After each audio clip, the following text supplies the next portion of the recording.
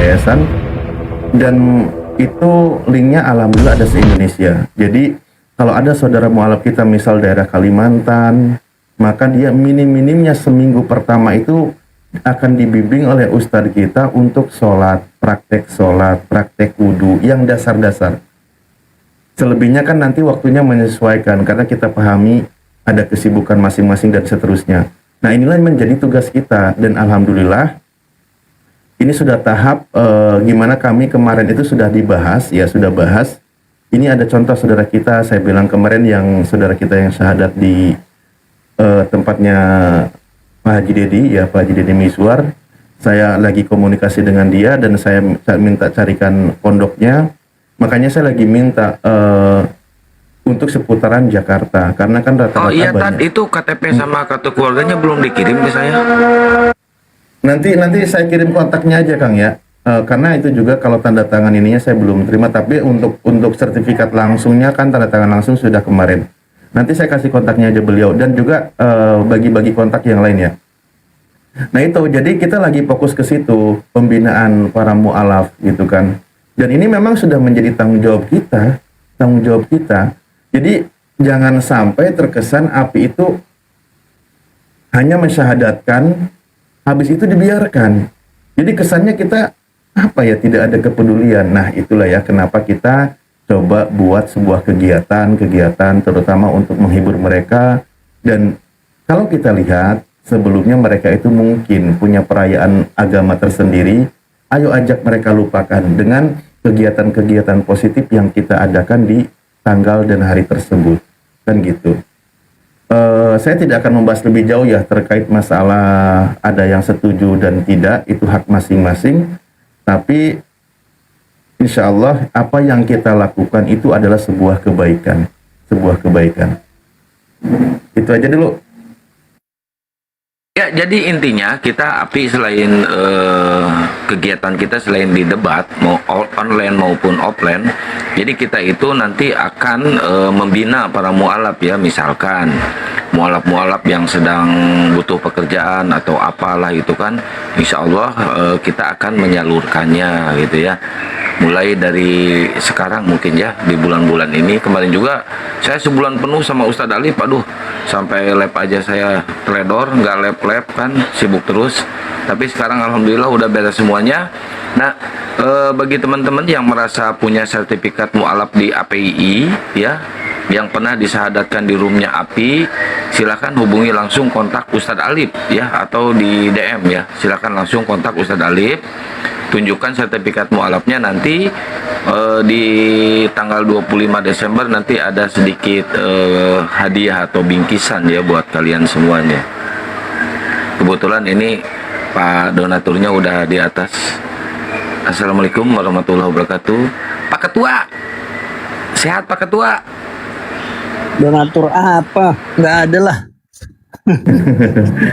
ini malah yang masuk nge-DM Oten, Kang. Aduh. Apa Oten minta sodako? Enggak. Lanjut. Ya begitulah Iwan Bila ya semuanya. Silahkan semua itu, kita kalau punya niat baik maka lakukanlah kebaikan itu, dan selagi tidak melanggar ketentuan apa yang menjadi syariat dalam agama kita. Kalau kita mau cari dalil, apapun perbuatan kita bisa aja menemukan dalilnya kan gitu. Tapi yang tidak boleh itu adalah menyalahkan kegiatan orang lain ketika itu adalah positif. Dan sekarang ini lebih baik kita ada Izin bagi teman-teman yang komentarnya terus-terusan nyerang Uniripa sama Nandar ya, saya mute ya, saya blokir ya. Maaf ya, mau Islam mau Kristen, kalau spam terus masalah sahabat kita, terutama sahabat saya ya, Bang Nandar, Uniripa dan semuanya, saya blok ya. Maaf ya, saya blok ya. Jangan nyepam terus.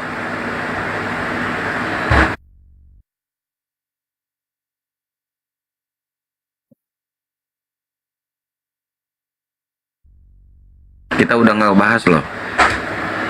Mereka masih saudara kita kok. Ngapain harus bermusuhan? Kalau berseberangan beda pendapat wajar lah sedikit. Yang penting Tuhan kita sama. Tuhan kita satu bukan tiga, apalagi yang pernah nyangkut. Aduh, parah kalian ini. Saya blok ya, maaf ya. Mau Islam, mau Kristen, bodo amat, saya blok. Kita lagi melaksanakan kegiatan positif, bukan di online aja, di offline aja kita sampai kemana-mana loh. Saya sampai ke Jawa Timur, ke Banten sama Ustadz Alip nih. Sampai ke Bandung, ke Garut, ke Sukabumi, kemana-mana.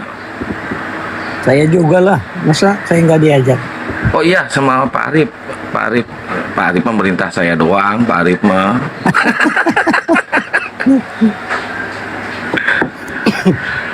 Tapi kita nggak capek kok, alhamdulillah berkah. Walaupun ya nggak ada apanya ya, tapi kita mencari pahala, bukan mencari dunia ya. Bukan mencari dunia, kita mencari pahala di sini. Kalau mencari dunia saya di kerjaan dulu aja, nggak usah yang sekarang.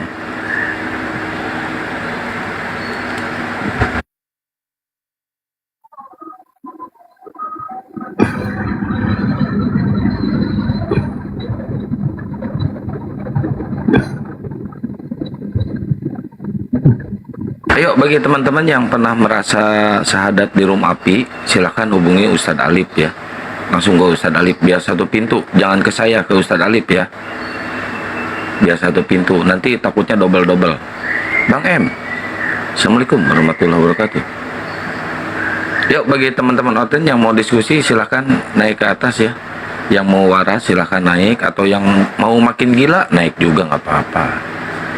Ya, naik juga nggak apa-apa. Di sini fleksibel kok, bisa ngewarasin kalian, bisa membuat kalian makin gila juga.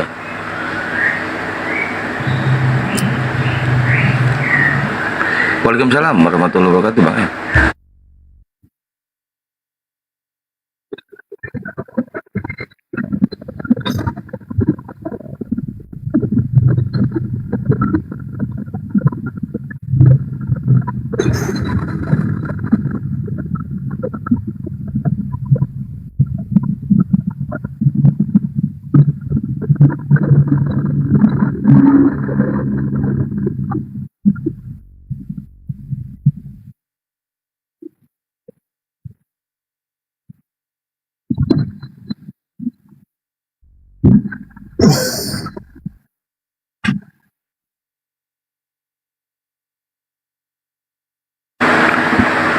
Di sini agak noise sedikit ya, nggak apa-apa lah noise sedikit mah ya. Belum ada diskusi ini soalnya.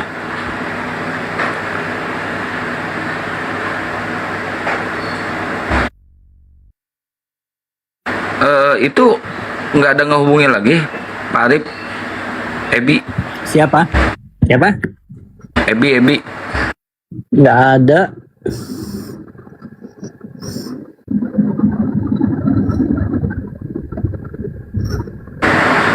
Ada yang mau mualaf, tapi pengennya pas tanggal 25 Desember katanya biar momennya bagus. Ya malam itulah. Iya, nanti malam itu. Alhamdulillah ya, Masya Allah, banyak banget ya. Sekarang makin kesini makin banyak yang mualaf ya. Mereka nggak mau lagi nyembah anak orang.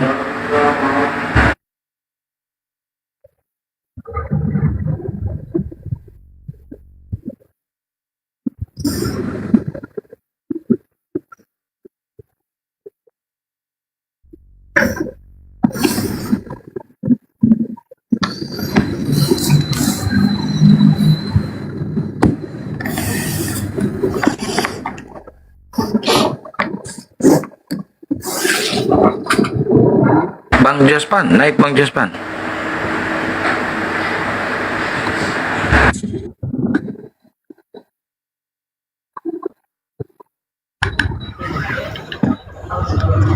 Anak manusia, selamat siang.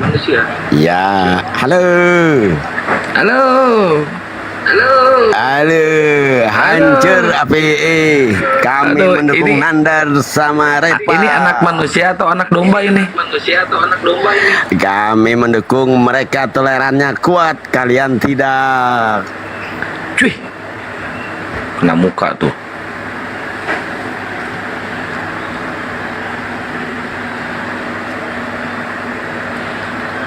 Kalau masalah sosial, masalah kemanusiaan, kita bisa toleransi. Boleh kita toleransi kalau masalah kemanusiaan, tapi kalau masalah keimanan, nggak ada istilah, nggak ada hukumnya untuk bertoleransi kalau masalah keimanan ya. Mau siapapun itu. Kalau masalah keimanan kita nggak bisa. Tapi kalau kemanusiaan boleh, kalau sosial boleh. Islam menganjurkan bertoleransi kalau masalah kemanusiaan ya atau sosial. Tapi kalau keimanan nggak ada. Chris naik Chris. Si Chris ini pinter juga dia sekolah teologi ini.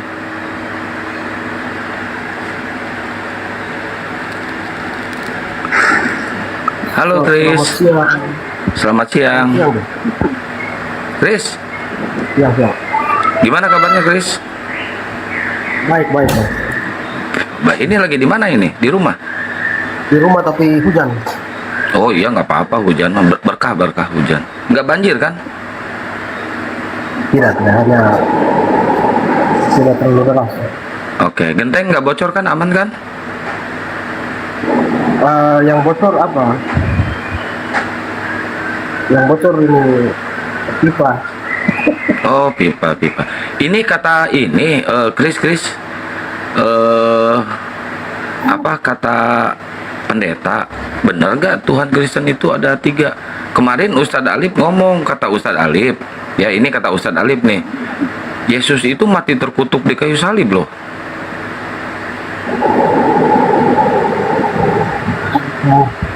Yang mana mau dijawab dulu?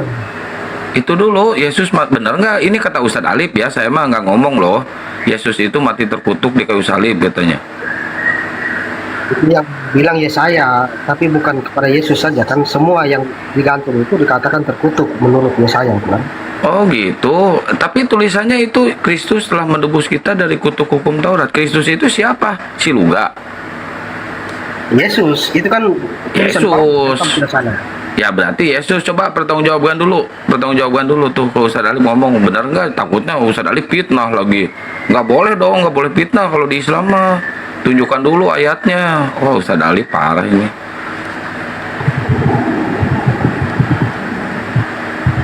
Tunjukkan dulu datanya.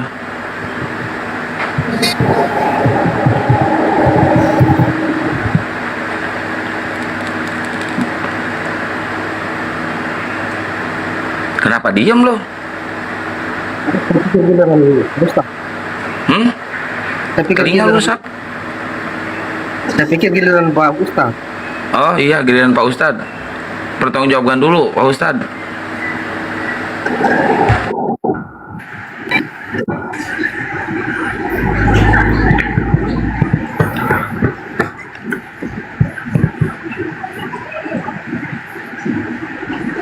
Jangan fitnah loh Pak Ustadz, kalau ada datanya tunjukkan datanya loh. Gak apa-apa, lagi ada juga gak apa-apa. Iya, saya pikir ayat itu justru Paulus memuliakan Yesus, Bang, karena kalau tanpa penjelasan Paulus, artinya bahwa semua orang yang digantung itu terkutuk. Tetapi di situ Paulus Berarti, menegaskan, bentar-bentar, berarti memuliakannya lewat terkutuk ya? enggak. Ini kita buat pengandaian bahwa Paulus tidak menulis itu kan. Paulus tidak mengatakan Yesus digantung karena dosa kita kan. Kita buat pengandaian Paulus tidak menulis. Artinya bahwa semua orang yang melihat Yesus digantung itu mengatakan Yesus terkutuk. Tetapi di situ Paulus membuat pembelaan bahwa Yesus ini menanggung digantung karena menanggung dosa kita. Jadi gini Bang Chris, bukan merendahkan. Bang Chris, Martin, gini dulu Ya, mestinya tadi klarifikasi dulu, bener nggak saya bilang gitu kan gitu, biar juga saya ada jawaban. Nah masalahnya bukan saya yang bilang, saya cuma baca data gitu. Siapa yang menulis? Ya kitab Anda, penulisnya bernama Paulus kan gitu dari suratnya.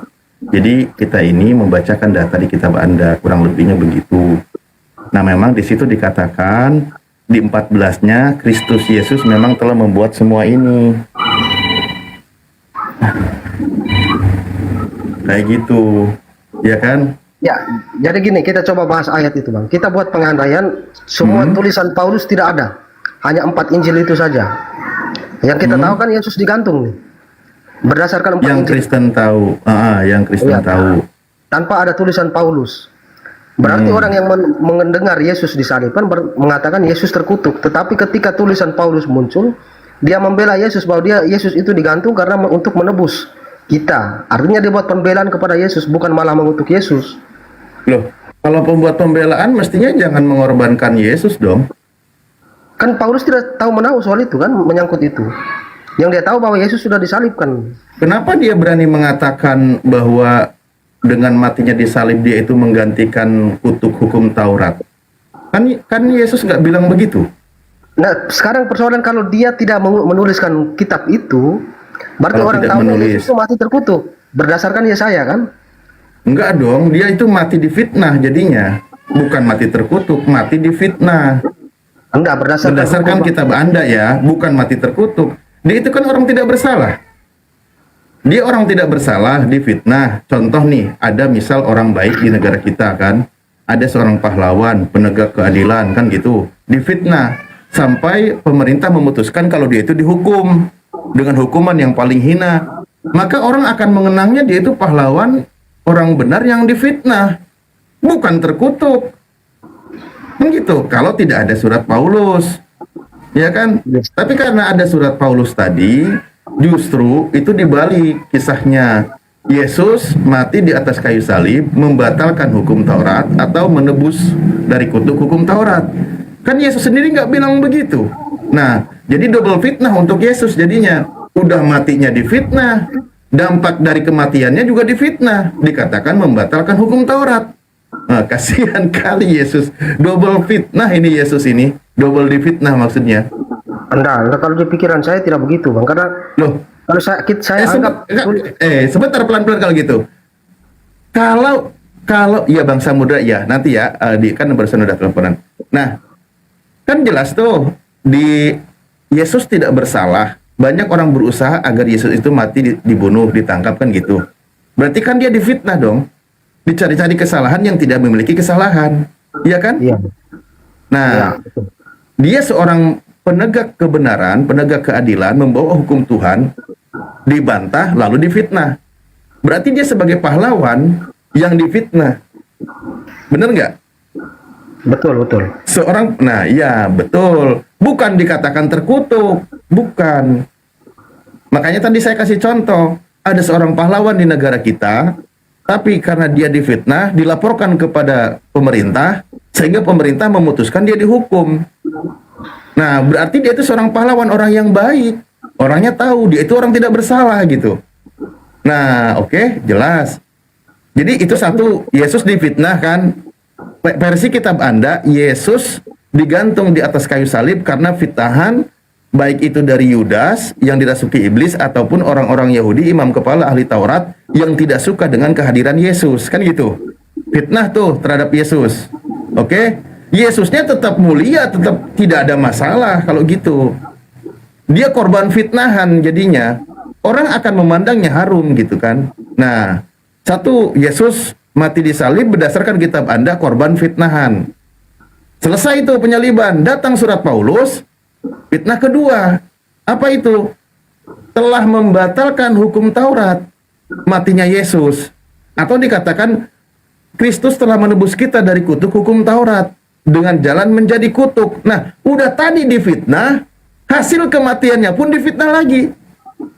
Dikatakan menebus kita dari kutuk hukum Taurat dengan jalan menjadi kutuk. Double kick jadi. Kasihan Yesus ini jadinya dua kali fitnahnya. Benar kan? Menjadi kutuk itu bisa diganti dengan menebus tuh, Bang. Bahasa lebih halusnya menebus. Loh, Paulus nulisnya mengutuk kok. Gimana sih? Iya, artinya tebus. sama kan menebus. Loh, Kristus telah menebus kita dari kutuk hukum Taurat dengan jalan menjadi kutuk. Ya, Paulus nggak diperhalus lagi, udah kalimatnya begitu. Makanya saya bilang double kick Yesus ini, kasihan. Matinya difitnah, hasil kematiannya juga difitnah. Kutuk itu kan hukuman kan, kutuk. Kalau kita menerima kutuk, kita menerima hukuman atas dosa kita. Yesus itu menjadi Kalau kita berdosa, kalau kita bersalah. Contoh yang tadi kita bahas, seandainya kita bersalah, ya kan? Seandainya bukan pahlawan tapi penjahat, lalu dihukum oleh pemerintah, oleh negara. Betul itu. Hukuman yang paling hina. Kalau bahas ke Al-Quran kami, Al-Ma'idah ayat 33, juga dijelaskan bahwa hukuman bagi orang yang memerangi utusan Allah, para Rasul, dan juga memerangi Tuhan, itu harus dihukum sehina-hinanya dengan cara dibunuh atau disalibkanlah dengan cara-cara yang paling hina, kan gitu. Lah, masalahnya kan tadi dibahas kita ini, Yesus itu bukan orang bersalah, lalu difitnah. Fitnah itu sukses, sehingga Yesus disalib. Berarti Yesus disalib itu kan korban fitnahan. Oke, tidak bersalah. Nah, sudah jadi korban fitnahan, ketika dia mati, ada penulis surat, dia itu yang tidak bersalah dijadikan bersalah, yang tidak terkutuk dijadikan terkutuk. Ya, Ayo. jadi Yesus itu dikatakan difitnah itu bagi orang yang percaya kepada dia. Sedangkan yang percaya kepada dia waktu itu sedikit, yang lebih banyak tidak percaya, tidak mau menerima dia kan. Artinya bahwa ada yang Maksudnya gimana? percaya kepada dia dan percaya bahwa dia difitnah, terus ada kelompok yang tidak percaya ke dia bahwa dia memang melakukan kejahatan. Jadi ada dua kelompok di sana. Dicari-cari kesalahannya. Kan Yesus enggak gini loh. Kitabmu sudah mencatat tanpa surat Paulus dulu nih. Ini 4 Injil kanonik nih. Dari keempat itu, Yesus yang tidak bersalah dicari-cari kesalahannya. Ya Kan justru jelas. karena mereka tidak percaya bahwa dia Mesias, maka dicari-cari kesalahannya. Nah itu dia. Yesusnya mengabarkan kebenaran, ahli Taurat orang Yahudi menolak. Karena dia menolak, ini bagaimana caranya orang ini dibungkam. Dicari-carilah kesalahannya. Dituduh menghujat Tuhan, dituduh dibungkam pribadinya, dituduh kerasukan Belzebul, dituduh lagi apa? Gila, dituduh lagi. Banyak sekali tuduhan-tuduhan itu. Ya kan? Itu terhadap Yesus tuh begitu. Ya memang Yesus berkata, kan memang seorang nabi itu ya tahu sendiri kan, Yerusalem engkau pembunuh para nabi dan seterusnya kan gitu. Mereka itu banyak menolak kebenaran. Jadi jelas Yesus ditangkap, dibunuh itu difitnah. Makanya kan di dalam Yohanes 11:45 ke bawah juga sampai Imam Kayapas waktu itu bernubuat bagaimana caranya orang ini dikorbankan. Karena Yesus ketika menyampaikan kebenaran, mulai banyak pengikutnya akan berpengaruh nanti terhadap kehidupan bangsa Yahudi. Begitu. Yesus dituduh merubah hukum Sabat. Yesus dituduh lagi apa itu? Banyak sekali lah tuduhan-tuduhannya. Nah seperti itu Bang. Padahal ketika dia dituduh, ketika Yesus dituduh, itu Yesus selalu menjawab pakai dalil. Dalil orang, nah gini nih, ini menariknya ya. Yesus itu dituduh oleh bangsa Yahudi. Dan ketika tuduhan itu diberikan kepada Yesus, Yesus tuh hebat debatnya. Menjawab, mukul mereka, pakai kitab mereka, pakai kitab orang Yahudi itu, kitab para nabi dan kitab Torah. Kan gitu. Contoh ketika dituduh menghujat Tuhan, loh, bukankah ada tertulis di dalam kitab kamu? Kamu adalah Tuhan, kamu adalah Elohim. Maksudnya dia sedang membela. Ingat loh, saya itu bukan menuhankan diri saya itu sedang menjelaskan saya itu utusan Tuhan. Utusan Tuhan itu mendapat gelar juga sebagai benai Elohim atau anak Tuhan, atau bahkan Tuhan itu sendiri. Ketika masalah hari Sabat, bukankah Daud juga dulu memetik gandum di hari Sabat? Nah, itu cara debatnya Yesus ketika dituduh oleh mereka, dibalikan pakai kitab mereka. Sebagaimana kami juga sekarang debat dengan Kristen, kami balikan pakai kitab kalian melalui ajaran Yesus. Itu hebatnya Yesus. Pokoknya apapun pembelaan Yesus, intinya Yesus harus ditangkap, harus dikorbankan. Sampai waktu itu pemerintahan siapa Pontius Pilatus sudah tidak menemukan kesalahan Yesus, dia serahkan, nggak mau saya menghukum dia karena tidak ada kesalahan bagi Yesus. Tapi mereka pokoknya mengatakan salibkan dia, nggak peduli salah atau benar, salibkan dia. Tertulis di Matius 26-27 kan. Padahal Pontius Pilatus saja di Matius 27 sudah tidak menemukan lagi kesalahan. Nggak mau. Ada memang Yesus Barabas, itu yang penjahat. Tapi itu yang dilepaskan dalam kitab Anda, kan gitu. Nah ini jadi seorang pemimpin dari Romawi saja sudah melepaskan, tapi mereka orang-orang Yahudi menekan, pokoknya nggak mau tahu orang ini harus ditangkap. Nah gitu. Jadi memang Yesus itu korban fitnah gitu. Iya ya, kita kembali ke Galatia 3:13 Bang ya. Ya. Coba saya baca Oke. dulu ayatnya. Nah, saya baca dulu ayatnya. Nah, oke, baik, selesai itu ya. Siap. Sebelum Anda baca, saya sampaikan dulu yang tadi. Tadi sebelum ada surat Paulus, Yesus korban fitnah dari bangsa Yahudi. Setelah Injil kanonik 4 itu, tambah surat Paulus, difitnah lagi. Dikatakan menebus dari kutuk hukum Taurat dengan jalan Yesus itu terkutuk. Nah, itu double fitnah Yesus ini. Kasihan. Iya, dia menyebut terkutuk karena dia berpatokan pada tulisan di Yesaya, orang yang digantung itu terkutuk.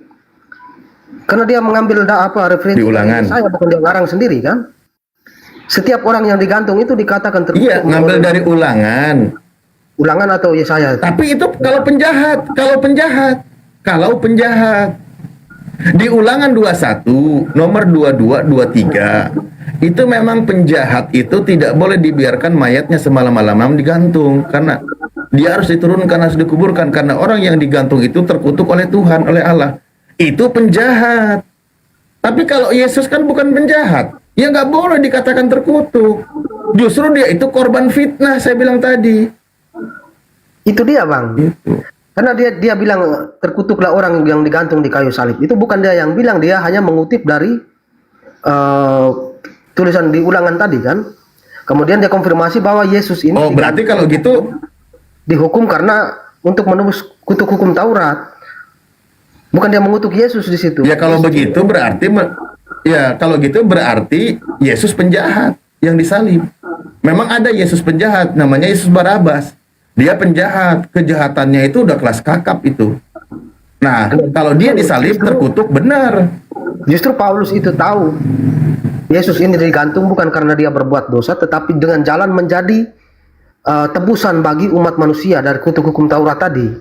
Justru Paulus. Nah, ini fitnah kepada Yesus.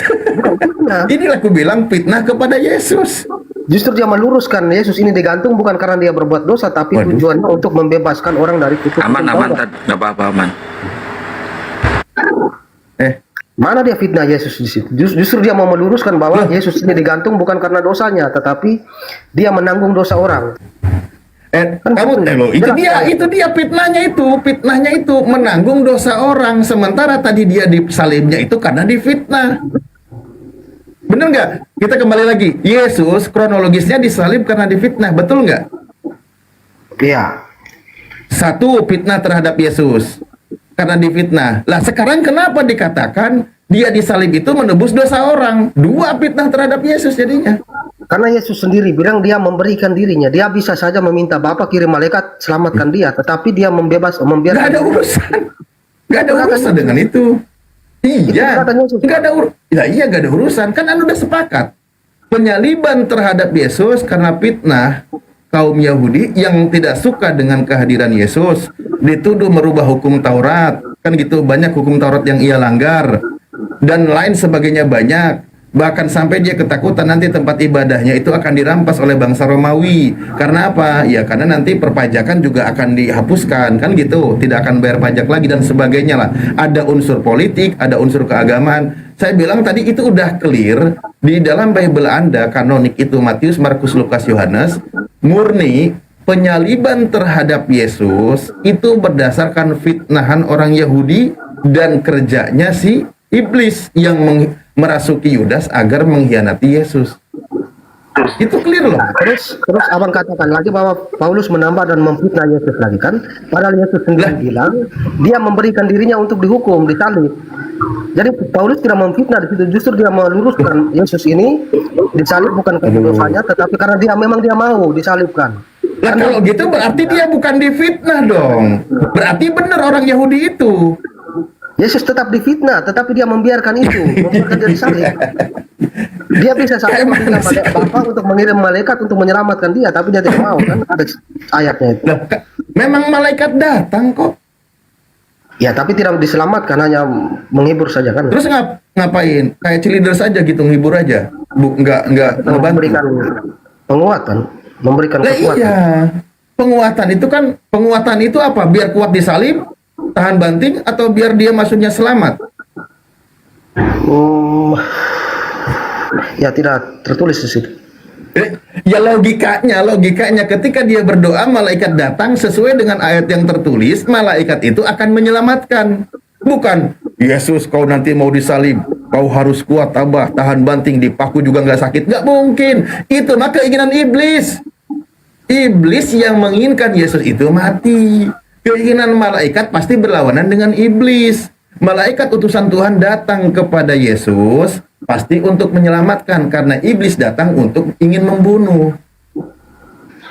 Logikanya kita pakai, bukan cuma baca narasi kitab Anda juga. Tapi sekali lagi memang kalau untuk imannya orang Kristen, ya Yesus itu harus mati disalib. Makanya saya bilang tadi, double fitnah terhadap Yesus jadinya. Difitnah 2 kali. Matinya karena difitnah, dampak dari kematiannya juga difitnah. Dikatakan menebus dosa, dikatakan membatalkan hukum Taurat, dikatakan menebus kutuk dari hukum Taurat dengan jalan menjadi kutuk. Terus double fitnah terhadap Yesus. Sekarang gini aja Martin. Si iblis tadi yang menginginkan Yesus mati sesuai dengan ajaran Yesus kan, iblislah yang menjadi bapakmu. Itu kan iblis tujuannya apa? Agar manusia tersesat. Benar nggak? Tujuan iblis itu adalah menyesatkan manusia. Benar nggak? Dengan tujuan Allah. Bukan. Iblis itu kan menginginkan Yesus mati di atas kayu salib. Iblis itu kan disebut bapak dusta dari segala dusta. Di Wahyu juga dikatakan iblis itu menyesatkan manusia. Berarti tujuan iblis ini adalah ingin menyesatkan manusia, betul? Iya, betul. Nah, sekarang sukses nggak Yesus mati di salib?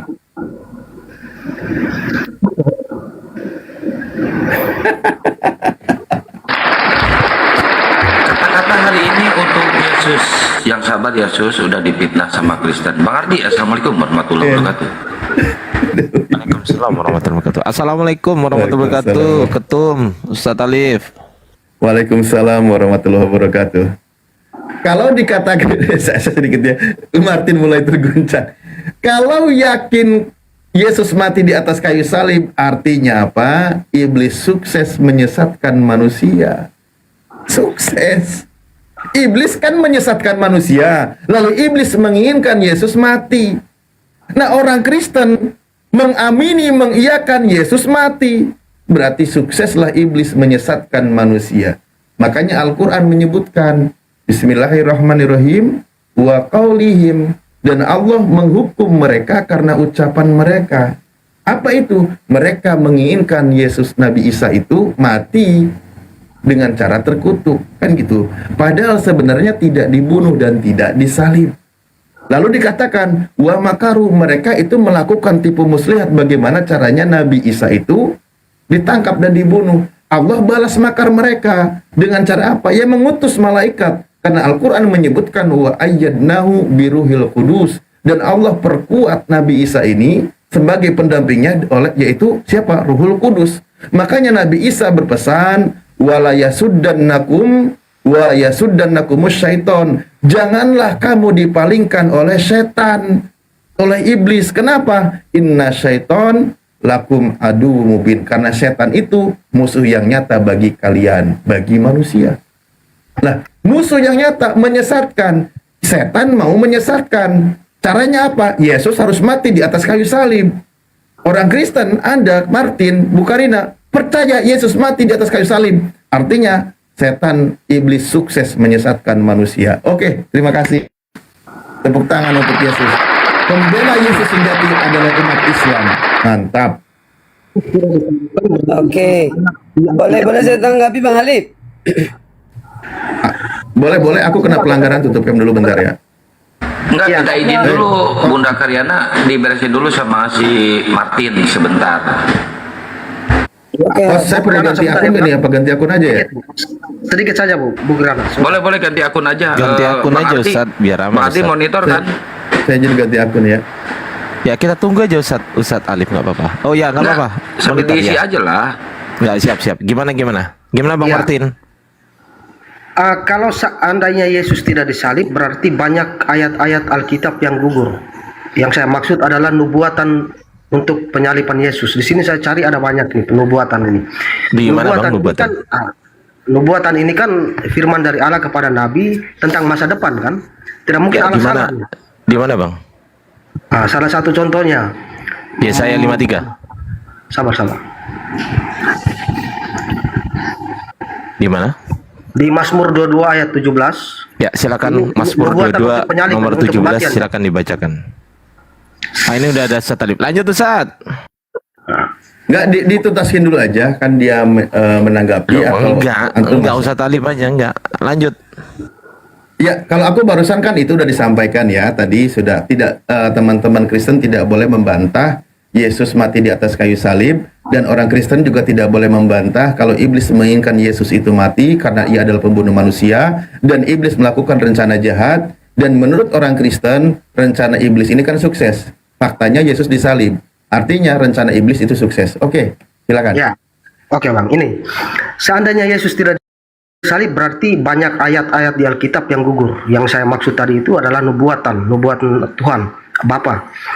Tidak mungkin Tuhan itu memberikan nubuatan yang salah, sebuah peristiwa di masa depan. Salah satu contohnya Mazmur 22 ayat 17, sebab anjing-anjing akan mengurumuni aku, mereka menusuk tangan dan kakiku. Itu digenapi. Kemudian ada beberapa lagi. Kemudian Yesus sendiri pun mengatakan, aku datang bukan untuk meniadakan hukum Taurat, tetapi aku datang untuk menggenapi apa yang tertulis tentang aku di kitab sebelumnya kan. Jadi nubuatan-nubuatan ini harus terpenuhi. Kalau seandainya Yesus tidak disalibkan, berarti perkataan Yesus untuk menggenapi yang tertulis di Taurat itu bohong. Terus tulisan-tulisan nubuatan di Perjanjian Lama ini bohong semua nih. Gugur semua ayat-ayat ini. Kalau Yesus tidak disalibkan, Bang. Gitu Bang Alif. Silakan Ustaz Alif. Monitor Ustaz. Monitor. Ya, Bentar lanjut, dulu. Bentar dulu. Kok dia bilang gagal semua kitab Perjanjian Lama? Emang di dalam kitab Perjanjian Lama boleh membunuh orang yang tidak bersalah? Ini nubuatan dari Tuhan kepada para nabi kan? Sebuah peristiwa yang akan terjadi di masa depan. Boleh nggak di perjanjian Tuhan. Lama itu membunuh orang tidak bersalah? Gini Bang, Tuhan itu memberikan nubuatan, berarti bukan Tuhan menyuruh orang untuk membunuh, tetapi Tuhan tahu apa yang akan terjadi besok. Bukan berarti Tuhan yang menyuruh membunuh Yesus, bukan. Tapi Tuhan tahu masa depan. Nah iya, justru Tuhan tahu, kan gitu. Makanya kan tadi contoh yang saya bacakan di Matius 26 itu kan ketika dia pasrahkan kepada Tuhan, ya Bapak, biarkanlah cawan ini lalu daripadaku, melainkan sesuai dengan kehendakmu, bukan kehendakku, kan gitu ya.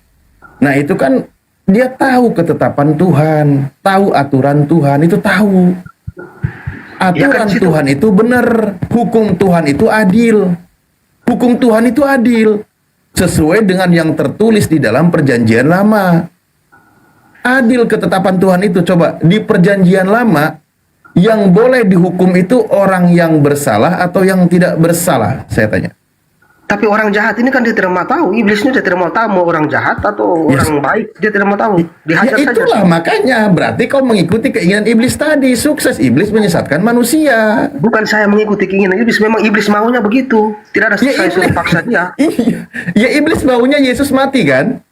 Ya tidak mungkin iblis berubah jadi baik lah. Setiap utusan yang datang itu pasti dihajar sama dia. Betul. Iblis tidak mungkin berubah jadi baik, betul, karena dia sudah ditakdirkan untuk menyesatkan manusia. Nah, yang menginginkan matinya kan iblis tadi udah selesai kan? Iya. Nah, Anda setuju nggak Yesus mati di atas kayu salib? Ya peristiwanya sudah terjadi, ya setuju. Ya setuju. Berarti sukses iblis menyesatkan manusia, kan itu tadi poinnya. Bukan iblis menyesatkan manusia. Iblis itu Lah memang iblis kan tugasnya. iya, iblis itu tugasnya mau menyesatkan manusia. Anda setuju nggak iblis itu menyesatkan manusia? Bukti bahwa kami tersesat dari perbuatan iblis itu apa? Lah itu mengikuti. Anda setuju dia mati di atas kayu salib? Bukan setuju, memang dia punya tugas merasuki itu. orang-orang membuat kejahatan. Dia tidak ada hubungan Iya. dengan kami. Iya, ya iyalah, nggak mungkin Anda di sini ngaku jujur, iya ya saya pengikut iblis, terima kasih. Nggak mungkin, saya hargai itu juga. Kan ini Ya, tentang kita- bagaimana. Iya, makanya kita pelan-pelan lagi saya katakan.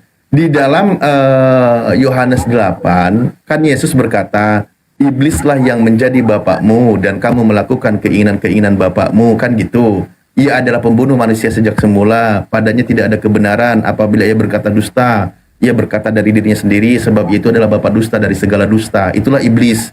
Dia pendusta dan tujuannya menyesatkan manusia. Dan orang tersebut menginginkan Yesus mati dibunuh. Dan iblislah yang menjadi motornya. Kan gitu, yang menginginkannya. Bapaknya Nah, Adam iblis. Bapaknya Adam iblis kan? nah, loh kok jadi bapaknya Adam iblis? Ya kan mengikuti kehendak iblis, iblis yang menjadi bapaknya kan? Adam mengikuti kehendak iblis kemarin di awal. Gimana tuh, Pak Ustaz? Ya kata Yesus, Ya itu iblislah yang sudah menjadi konteksnya bapakmu. lain. Konteksnya lain tuh, jangan Ya dikait-kaitkan. ngapain bawa Adam? Makanya kok tiba-tiba kebawa ke Adam, walaupun nanti dibahas bisa. Pengajarannya lain disangkutkan dengan yang lain, kan tidak nyambung itu. Itu jadinya Bukan. nanti Adam punya bapak. Bukan pengajar. Iya, makanya jangan bawa-bawa Nabi Adam loh, nggak ada kaitannya juga. Ya, abang juga pakai trik yang sama, ayat yang di konteksnya lain, mana? sambungnya ke sini. Sambung kemana? Kan Yesus yang bilang, mereka kan berusaha membunuh aku, kata Yesus. Tetapi yang kamu lakukan ialah berusaha membunuh aku, kata Yesus, kan gitu. Nah, ternyata berusaha membunuh Yesus itu, kata Yesus, iblislah yang menjadi bapakmu. Iya kan? Iya, kalau dipaksakan pun yang orang-orang yang membunuh dia ya waktu itu ya iblis yang menjadi bapaknya, mengikuti perintah iblis kan. Lah betul kan udah bilang dari tadi, iblislah yang menjadi bapakmu, kata Yesus. Nah, sekarang sukses nggak mati di salib Yesus? Sukses menurut kitab Anda. Berarti di situ rencana iblis itu sukses. Apa rencana iblis? Menyesatkan manusia. Artinya selama Anda imani Yesus mati di salib, selama itu pula Anda mengikuti si iblis yang menyesatkan manusia, atau kalian tersesat. Tidak begitu pemahamannya. Karena Oke, waktu Bang itu Ali. banyak Loh, murid-muridnya juga kan. Tidak gitu. Di tangan kekuasaan waktu itu murid-muridnya tidak mampu berbuat apa-apa sebagai manusia yang lemah, pasti takut juga lah. Jadi itu proses sudah di Oke, aku tanya dulu Bang Alif. Andaikan Yesus tidak datang ke bumi ini. Halo? Andaikan Nah, tidak kau datang kembali. Ya, tadi kamu Kok bilang malah nyanyi sih, Bu udah Karina sukses. Apakah iblis tidak menyesatkan manusia tetap? Loh, iblis itu kan menyesatkan manusia, Bu. Nah, Sejarah sekarang dari awalnya juga menyesatkan manusia. Musuh para Tujuannya nabi, apa? musuh Tujuannya para apa? nabi itu ya menjadi temannya di neraka. Oke, temannya di neraka. Sekarang Iya. kalau Yesus tidak datang memberi kebenaran kepada manusia, 12 murid, apa kebenaran yang diikuti manusia patokan? Apa Lah. siapa dia ya iblis menyesatkan. Kalau Yesus tidak datang, apa ukuran manusia untuk melakukan kebenaran? Coba. Lah kan Kalau sudah Yesus ada. tidak datang. Lah kan sudah ada. Mana Mereka ada? tentang Lah, memang Taurat Musa dan kitab para nabi mereka nggak benar. Benar. Oke lah. Ya sudah. Kalau Selamat kan mereka. Sekarang Ini gini, berandai-andai ya, Bu Karina berandai-andai, maka saya jawabannya mengikuti perandaian Anda. Kan gitu. aku jawab. Kan Yesus sendiri bilang, aku datang bukan untuk meniadakan hukum Taurat dan kitab para nabi. Bukan. Berarti mereka itu udah selamat. Cuma memang dia datang itu untuk menggenapi hukum tersebut. Dalam arti kutip menggenapi itu apa Bang Alip? Arti kutip menggenapi apa? Ya menyempurnakan. Memberi. Bagaimana caranya? Ada. Loh, dijelaskan oleh Menurut Yesus. Bang Alip bagaimana caranya? Jangan menurut Bang- saya. Jangan menurut saya, menurut Yesus. Nah, sekarang menurut Yesus dia harus terus memberi teladan kepada manusia. Inilah akulah teladan sebagai anak Enggak, manusia. bukan itu. 100%. Buka aja di Matius 5, Bu. Buka di Matius 5. Di Iya. Matius 5 penggenapannya dijelaskan oleh Yesus, jangan ngarang. Makanya Yesus Apa berkata, penggenapannya? contoh Apa penggenapannya? nih, ya contoh nih saya ajarin, berarti inilah orang Kristen nggak mau baca ini karena ini ayat aturan. Contoh misal begini, ini kan di Matius 5 ketika dia datang menggenapi. Yesus berkata, kamu telah mendengar firman, jangan berzina. Itu hukum Taurat. Betul? Tertulis. Iya, di mana? Di Keluaran 20, Ulangan 5, kan gitu. Nah, Larangan contoh. berzina. Sebentar dulu. Tapi manusia Sebentar berzina dulu. gimana? Gimana? Sebentar dulu. Mana yang Sabar. menurut Pelan Karyana, jangan Ini saling semua. tumbuk, pelan-pelan kar. Kan Kristen nggak mau baca ayat ini karena berat kalau diamalkan. Pastinya makanya nggak tahu penggenapan untuk Kristen itu disalib. Ya berarti disalib itu penggenapan dari penyesatan iblis, bukan penggenapan ajaran Yesus. Sementara di sini Yesus, contoh saya jelaskan, ini ajaran Yesus loh. Kan dia berkata, aku datang bukan untuk meniadakan hukum Taurat dan kitab para nabi, aku datang bukan untuk meniadakan yang melainkan untuk menggenapinya.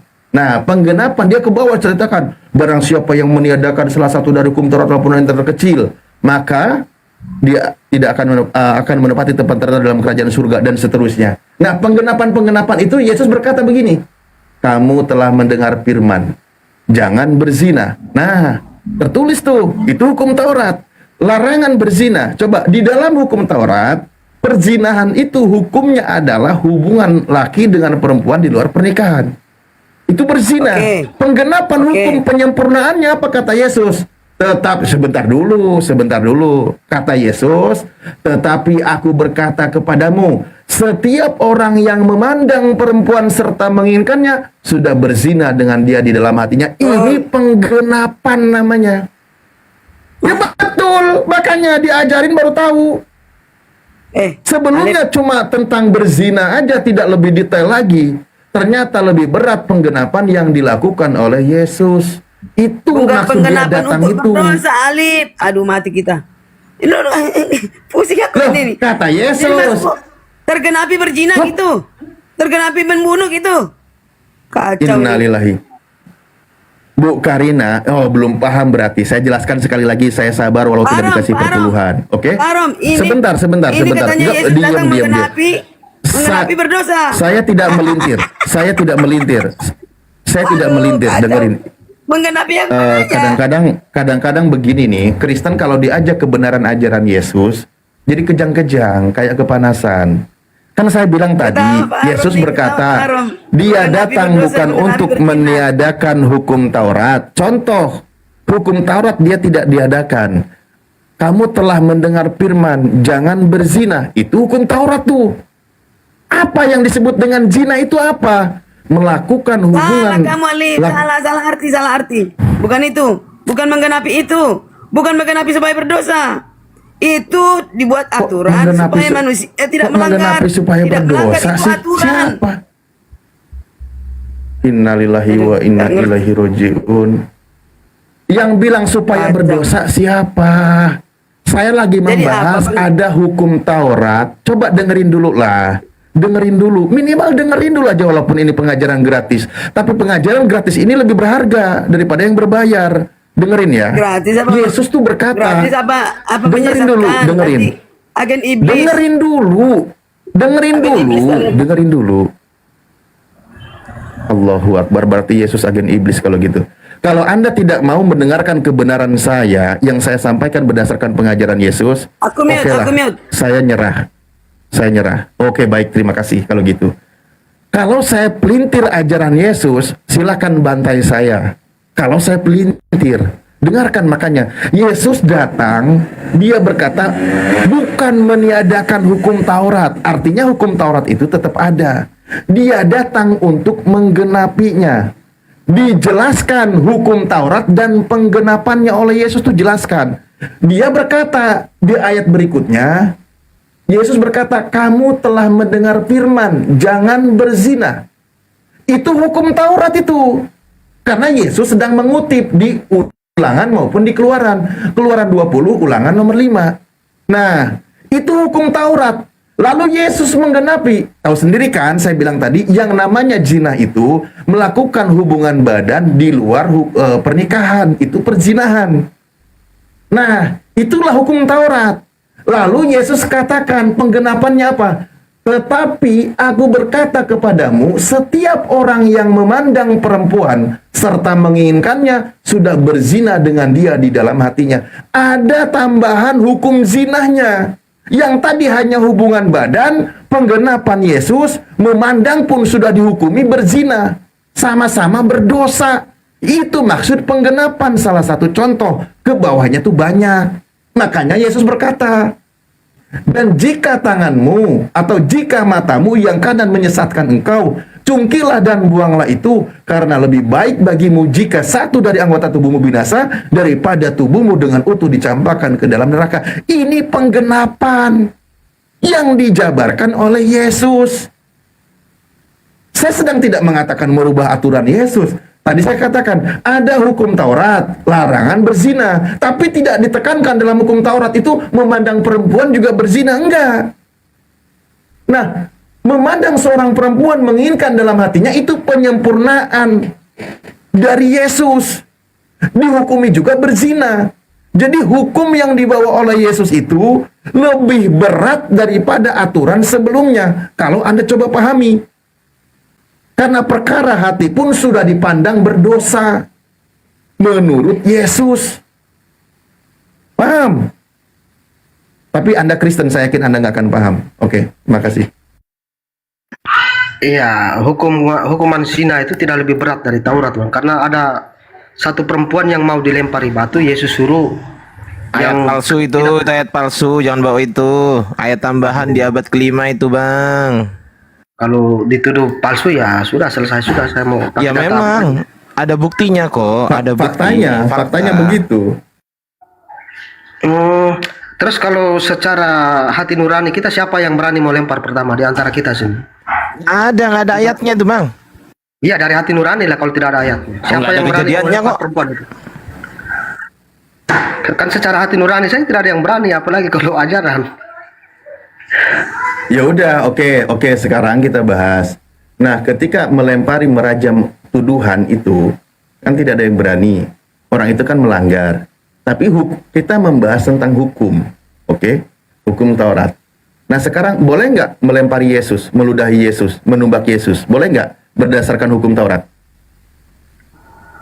Seharusnya tidak boleh, tetapi orang jahat tidak mau Tidak tahu. boleh. Berarti mereka berdosa, Kecuali kan? Mereka iblis. melawan. Betul. Nah, tapi kalau iblis setuju kan dia harus mati, dipermalukan? Kalau perlakuan yang sama terhadap nabi lain, perlakuan yang sama terhadap Nabi Yahya misalnya atau Yohanes Pembaptis, apakah boleh atau tidak? Kan Ya, tidak ada- boleh. Iya, artinya kejahatan itu tetap harus ada. Iblis kan nanti kalau tidak diperlakukan begitu, nanti iblis tidak ada kerja. Betul, itu betul. Makanya iblis itu lagi nyari kawan. Dia nggak mau di neraka sendirian. Dia kayak nyari kawan. Makanya Al-Quran menyebutkan laqad minal jinni wal insi, bahwa telah banyak penghuni neraka itu dari kalangan iblis, jin, dan manusia. Kenapa dikatakan lahum qulubul la yafqahuna biha? Mereka itu punya hati tapi tidak mau memahami ayat-ayat Tuhan. Walahum udunul la yasma'una biha. Mereka itu memiliki telinga tapi tidak mau mendengarkan ayat-ayat Tuhan. Walahum a'yunul la yabsaruna biha. Mereka memiliki mata tapi mereka tidak mau melihat ayat-ayat Tuhan. Ulaika kalaan mereka itulah laksana binatang. Balhum adol, bahkan lebih sesat daripada binatang. Udah tahu ayat-ayat Tuhan itu jelas. Menginginkan kematian Yesus sama saja mengikuti keinginan iblis. Mereka memiliki hati tapi tidak peka terhadap ayat-ayat Tuhan. Punya mata tapi tidak mau membaca ayat-ayat Tuhan. Punya telinga tapi tidak mau mendengarkan ayat-ayat Tuhan. Yang diikuti adalah keinginan iblis. Benar kata Al-Quran. Banyaknya penghuni neraka itu dari kalangan jin, itu iblis, dan manusia yang tidak mau mendengarkan firman Tuhan. Iya, Bang. Jadi bahasa bahwa kami mengikuti keinginan iblis ini sebenarnya tidak. Karena pada waktu itu murid-muridnya pun pasti tidak menginginkan itu, hanya tidak berani, kan mereka manusia biasa juga pasti takut dengan penguasa waktu itu. Jadi bukan berarti kami menginginkan kematian Yesus, tetapi Yesus sendiri yang memberikan dirinya sesuai dalil. Ya tidak, bukan berarti kami Lah, mendukung iblis. Loh, ya memang Bang Kris, saya paham kok. Nggak mungkin kalian di sini dengan vulgar mengatakan, ya memang kami mengikuti keinginan iblis. Nggak mungkin. Orang begal maling aja udah ketangkap basah, nggak mungkin dia ngaku begal kok. Kan gitu ya. Ini logikanya. Saya paham kok di situ. Anda pasti akan membantah, tidak mau mengatakan mengikuti iblis. Saya paham. Tapi faktanya, ini fakta, kita bicara fakta ya. Yesus berkata, iblislah yang menjadi bapakmu. Yesus itu berkata, sementara yang kamu lakukan ialah berusaha membunuh aku, kata Yesus. Lalu dia katakan, kamu mengerjakan pekerjaan bapakmu. Siapa bapakmu yang di situ? Ya iblis. Baik. Kalau ditanyakan Kan ke saya jelas. terlalu jauh. Kalau ditanyakan ke saya, apakah saya mengikuti keinginan iblis, kan terlalu jauh, Bang. Kita larinya ke murid-muridnya pada waktu itu. Mereka sendiri saja lari ketakutan. Bukan berarti mereka lari itu mereka menginginkan Yesus disalibkan, tapi memang takut manusia, banyak prajurit waktu itu kan. Siapa yang mau mati? Ya memang murid-murid Yesus tidak menginginkan Yesus disalib kan? Iya. Ya berarti benar, kecuali Yudas. Itu pun ketika dia kerasukan. Setelah iblisnya pergi, Yudas pun menyesal. Matius 27 nomor 3, Yudas menyesali perbuatannya dan mengembalikan 30 keping perak kepada imam-imam kepala. Sehingga mereka imam kepala bertanya, apa yang kau lakukan? Aku telah bersalah karena aku menyerahkan orang yang tidak berdosa. Itu kata Yudas. Yudas aja udah sadar tindakannya itu bersalah. Penyaliban terhadap Yesus itu murni fitnah, tindakan berdosa, fitnah terhadap Yesus. Bagaimana caranya Yesus ditangkap? Yudas aja yang pengkhianat udah sadar. Lah kalian udah 2000 tahun nggak sadar-sadar. Berarti Bang Alif, Begini. Bang Alif. Ustaz Alif, Bang Alif. sebentar. Bang Alif. Berarti Ustadz Alif Ya. sepakat bahwa yang disalibkan itu Yesus. Kita sedang membahas perspektif Kristen Enggak, kan itu yang mengiman. Iya, Bang Alif kan Loh, bilang iya tadi. dong. Kan dari tadi saya udah bilang. Ya, Bang Alif kan bilang tadi bahwa setelah itu Yudas ada penyesalan dan mengembalikan 30 keping emasnya. Ya, berarti kan di situ Yudas masih hidup kan pada saat mengembalikan itu. Berarti yang disalibkan bukan Yudas dong. Berarti sepakat Yesus yang disalibkan. Itu baru diserahkan, bukan disalibkan. Baca dong kitabnya.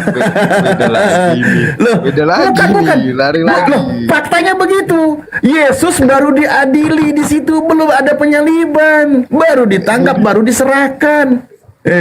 Gini. Jangan dipitnah lagi Yesusnya. Loh, faktanya begitu, bener nggak? Bang Alif. Walaupun dia menyesal, tapi penangkapan itu sudah terjadi. Bukan berarti Yudas menyesal, penangkapan dibatalkan, tidak kan? Tetap penangkapan itu sudah jalan, makanya dia menyesal. Iya kan Bang Alif saya juga bilang mau jujur. tadi. Loh, Tadi dia dengerin. udah ngomong jujur. Poin dari awal dengerin. Dalam Nggak perspektif jujur, ah. kitabmu Males Yesus lah. disalib. Gak Loh, jujur. kok jadi nggak jujur? Kan dari awal diskusinya berdasarkan narasi kitabmu tentang penyaliban, lalu kita pertanyakan. Coba ku ulang pertanyaanku ya Bang Alif ya. Nah, Oke, yang mengembalikan 30 keping itu siapa Bang Alif? Yudas. Oke, alasan mengembalikannya apa Bang Alif? Yudas, Alasannya dia bersalah, mengaku bersalah. mengaku bersalah Ya karena menyerahkan orang yang tidak bersalah. berarti sudah diserahkan. Menyerahkan orang yang tidak bersalah. Berarti sudah diserahkan. Diserahkan. Oke, ya Iya, udah. berdasarkan kitabmu kan? Ya terserah itu kan. Ya udah kan gitu. Ya udah. Deal. Iya, Oke, makanya thank you, kan Bang bilang Alif. tadi mengikuti Ya udah, alur ya udah. isi kitabmu gitu Ya, loh. Oke, thank you Iya. Bang Alif, thank you. Udah lanjut. Nah, Emang apa tadi? sekarang- Yang dibahas apa sih sebenarnya? Poinnya apa sih? Nah, poinnya di sini adalah Yudas aja udah sadar penyaliban Yesus itu melanggar hukum Tuhan, tindakan Betul. yang salah. Betul, Dia, menurut lah kehendak kalian manusia. ini udah Menurut kehendak manusia udah itu. 2000 tahun nggak sadar-sadar. Menurut Berarti kehendak iblis manusia itu masih bekerja sampai sekarang. menurut kehendak manusia itu salah. Apa yang menurut kehendak manusianya maksudnya? Loh, menurut karena hukum mereka, Tuhan. karena mereka nggak tahu maksud dan tujuannya.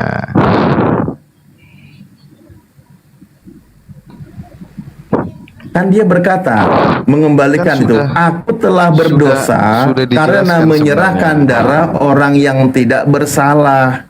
Berarti Tentang berdasarkan itu. hukum Tuhan, berdasarkan Tentang hukum itu. Tuhan, penyaliban terhadap Yesus itu berdosa. Betul kan? Nggak Loh, gitu. Yudas udah bilang kok. Nah ini Loh, makanya lebih sadar daripada Yudas kalau gitu. Yudas bilang Ngapain? karena Ngapain aku percaya telah mulut berdosa. Yudas. Loh, di dalam hukum Tuhan berdosa nggak menyerahkan orang yang tidak bersalah untuk dibunuh? Tentang itu udah Ayo. dijelaskan di Matius 16 ayat 21 sampai seterusnya. Udah dijelaskan itu, Ustaz Alif.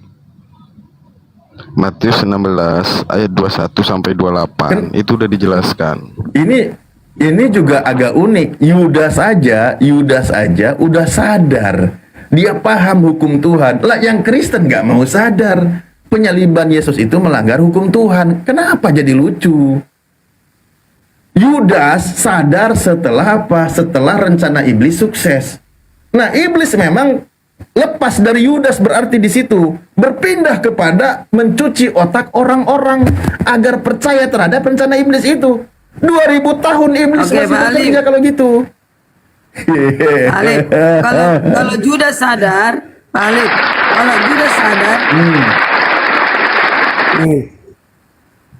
apakah kesadaran Opo. si Judas udah berarti dia bertobat? Lah kan dia Kenapa menyesali bunuh diri? perbuatannya. Menyesali aja tidak cukup saudara dalam hidup ini. Harus dibarengi perbuatan. Dari pohon kelihatan buahnya. Ya udah. Mana buahnya? Saya tanya kalau gitu. Buahnya dia malah bunuh diri. Yudas menyesali- Kira-kira nih aku tanya lagi Pak. Pak Oke. Alif. Ketika Judas menyesal, Iya. Mas, kalau dia tidak bunuh diri, bisa nggak dia bertobat? Lebih banyak dosa Petrus daripada Judas. Ya? Tapi Petrus Ya selamat. udah. Ya lebih udah. banyak lebih banyak Ya. dosa si Daud daripada si Judas. Nah, apakah dia dibarengi dengan Saksi-saksi. pertobatan malah bunuh diri? Bunuh diri. Loh. Oke. Jadi, Bunuh. tutuplah Oke, pintu baik, kasihan baik. kepada Judas. Tidak akan selamat. Dia jelas-jelas Oke. bersama-sama setan iblis di neraka. Baik, Itu saudara. baik. Tidak cukup hanya Oke, menyesal. pelan-pelan. Menyesal dan Iya, bertobat. oke. Ya Oke. udah jelas, apalagi? Berarti tindakan penyaliban terhadap Yesus menyebabkan orang masuk neraka. Betul? Apa kaitannya? Lah iya kan Anda Apa bilang kaitannya? Yudas ke neraka kan? Bentar, Ini izin kan Tan. nanti aku- Izin Tan. Pakai Bu tanya. Karyana, sekali lagi Bu Karyana bilang sasi-sasi ke Nabi akan turunin ya. Nggak boleh kayak gitu Bukar. Ya. Itu Hah? Nabi loh. Apa-apa? Jangan Siapa saksi-saksi. Nabi? Daud. Jangan Nah. ya. Itu leluhur Tuhan Bu Karyana itu, jangan sasi-sasi ya. Nggak ngaruh kali. Ya, karena ngaruh, gini Bos. mungkin ya. Karena orang memang berdosa semua, memang kami Bos. itu kami sangat tidak Adam. setuju. Tapi untuk Bu Karyana gimana? Nabi disisikan, Tuhannya aja dikutuk. Udah. Susah memang. Semua orang berdosa, Menyadarkannya aku itu bilang susah. aja si Nah. apa? Si Adam, si Daud. Berdosa semua Ya kok. itu. Salomo. Maka semua. lah orang semua Tuhannya aja berdosa. terkutuk. Oh. Tuhannya yang Si terkutuk. Kiang Santang, si Alip. Nggak usah bilang aku apa si Karyana, nggak apa-apa. Memang aku Emang orang Karyana bertahan. ini Makanya kau udah ngaco tau. dia ini sama bapaknya aja sih. Dia sama bapaknya aja sih kayaknya. Itu nggak boleh kayak gitu Bu Karyana. Gini. Itu udah bener Kian. Jangan kayak gitu kau. Nggak baik lah kayak gitu. Itu ditegur bagus loh. Masih sayang berarti Kian samamu. Jangan Arom, begitu. nggak usah kayak gitu. Nggak usah cari muka gitu, nggak perlu. Nggak Sekarang ada pengertian. gitu. Ngapain cari muka? Ya, Orang gini, gila kau. ada dalil, ada dasarnya Udah aku karena gantengnya mereka aku. orang-orang berdosa. Udah gantengnya Si aku. Daud, Ngapain cari muka gila? Kau ditegur kan? orang berarti ada Katanya pendeta kesalahan. bilang gila. Kalau ditegur, Kamu bilang aku gila, ah. Kamu lebih berdosa lagi. kalau kau Giliran itu ditegur kamu orang bela. berarti ada yang salah gitu loh. Gak bagus lah sama leluhur. Udah aku akui 3 kali. Nama Kiang harus bilang Nabi Daud. Harus bilang tak. Oke lah. Udah aku akui itu. Oke, Bu Kirana, kita lanjut yang tadi soal Yudas tadi. Bukan ini Carom ini nggak ilmunya yang penting. Dibilang Udah lanjut diskusi. Ribut kali kau. Ya. Amsal dasar. Jadi banyak apologet Muslim yang nomor. sering membawa peristiwa penangkapan itu ketika yang ditangkap itu adalah bukan Yesus tetapi Yudas yang sudah diserupakan menjadi Yesus. Kemudian ada seorang pemuda yang lari dengan keadaan telanjang itu kan. Nah, sekarang begini, ada dalil yang mengatakan Yudas itu mati bunuh diri di Matius kan. Seandainya malam itu yang ditangkap itu Tapi adalah Yudas yang sebentar dulu. Sabar. Seandainya malam itu yang ditangkap adalah Yudas yang diserupakan menjadi Yesus, kayak Yesus yang asli lari di telanjang nih kan. Terus Yudas ini menyesal dan gantung diri. Berarti yang gantung diri di sana tadi Yesus. Yesus tidak disalibkan, tapi dia gantung diri. Karena sudah tukar wajah nih. Yang ditangkap malam itu Yudas yang diserupakan menjadi Yesus. Sementara yang gantung diri di sana itu Yesus yang wajahnya mirip Yudas. Begitu kan Bang Alif? Apa ya mirip sama Judas? Gini loh Bang, kalau kita buka kitab Anda sendiri, kalau bahasnya lebih jauh, kitab Anda pun mencatat kontroversi kematian Yudas itu di kitab Anda. Waduh, Yang kontroversi satu semua. mengatakan bunuh diri, yang satu mengatakan jatuh tertelungkup. Bunuh diri dengan cara apa? Digantung. Penjelasannya justru waktu itu mati dengan cara digantung itu dengan cara disalibkan. Disalib itu. Buka keterangannya di Matius 27 nomor 5 itu ternyata ada keterangan catatannya pada saat itu mati dengan cara bunuh diri seperti itu dengan cara disalibkan. Berarti Yudas itu disalib. Iya, mau disalibkan atau mau digantung kan artinya ada pertukaran wajah di sana. Jadi yang mati yang Yudas digantung atau disalib itu Yesus, sedangkan yang ditangkap prajurit itu Yudas yang mukanya mirip Yesus. Kan tidak mungkin begitu. Sekarang mau bahas yang mana nih? Ada keterangan di kitab Anda, setuju kan? Pada waktu itu orang mati dengan cara menggantung itu dengan cara disalibkan. Berarti Yudas itu disalib. Ya terus yang mati gantung diri di Matius ini siapa? Nah, makanya kitabmu itu terbalik, bukan gantung diri tapi dengan cara disalibkan. Sementara di Kisah 1 nomor 18, dia itu dibilang jatuh terlungkup, ususnya terburai. Makin gak cocok. Nih, ini itu kita kan buka ya. persoalan. Nih. Enggak ini keterangan kitab Anda ya. Keterangannya tuh begini. Ini kan yang dibilang nih di Matius 27 nomor 5 kan? Nih Matius 27 nomor 5 nasnya nih kan. Matius mengatakan bahwa Yudas menggantung diri, kan gitu. Kisah 1:18 mencatat bahwa ia tewas karena jatuh.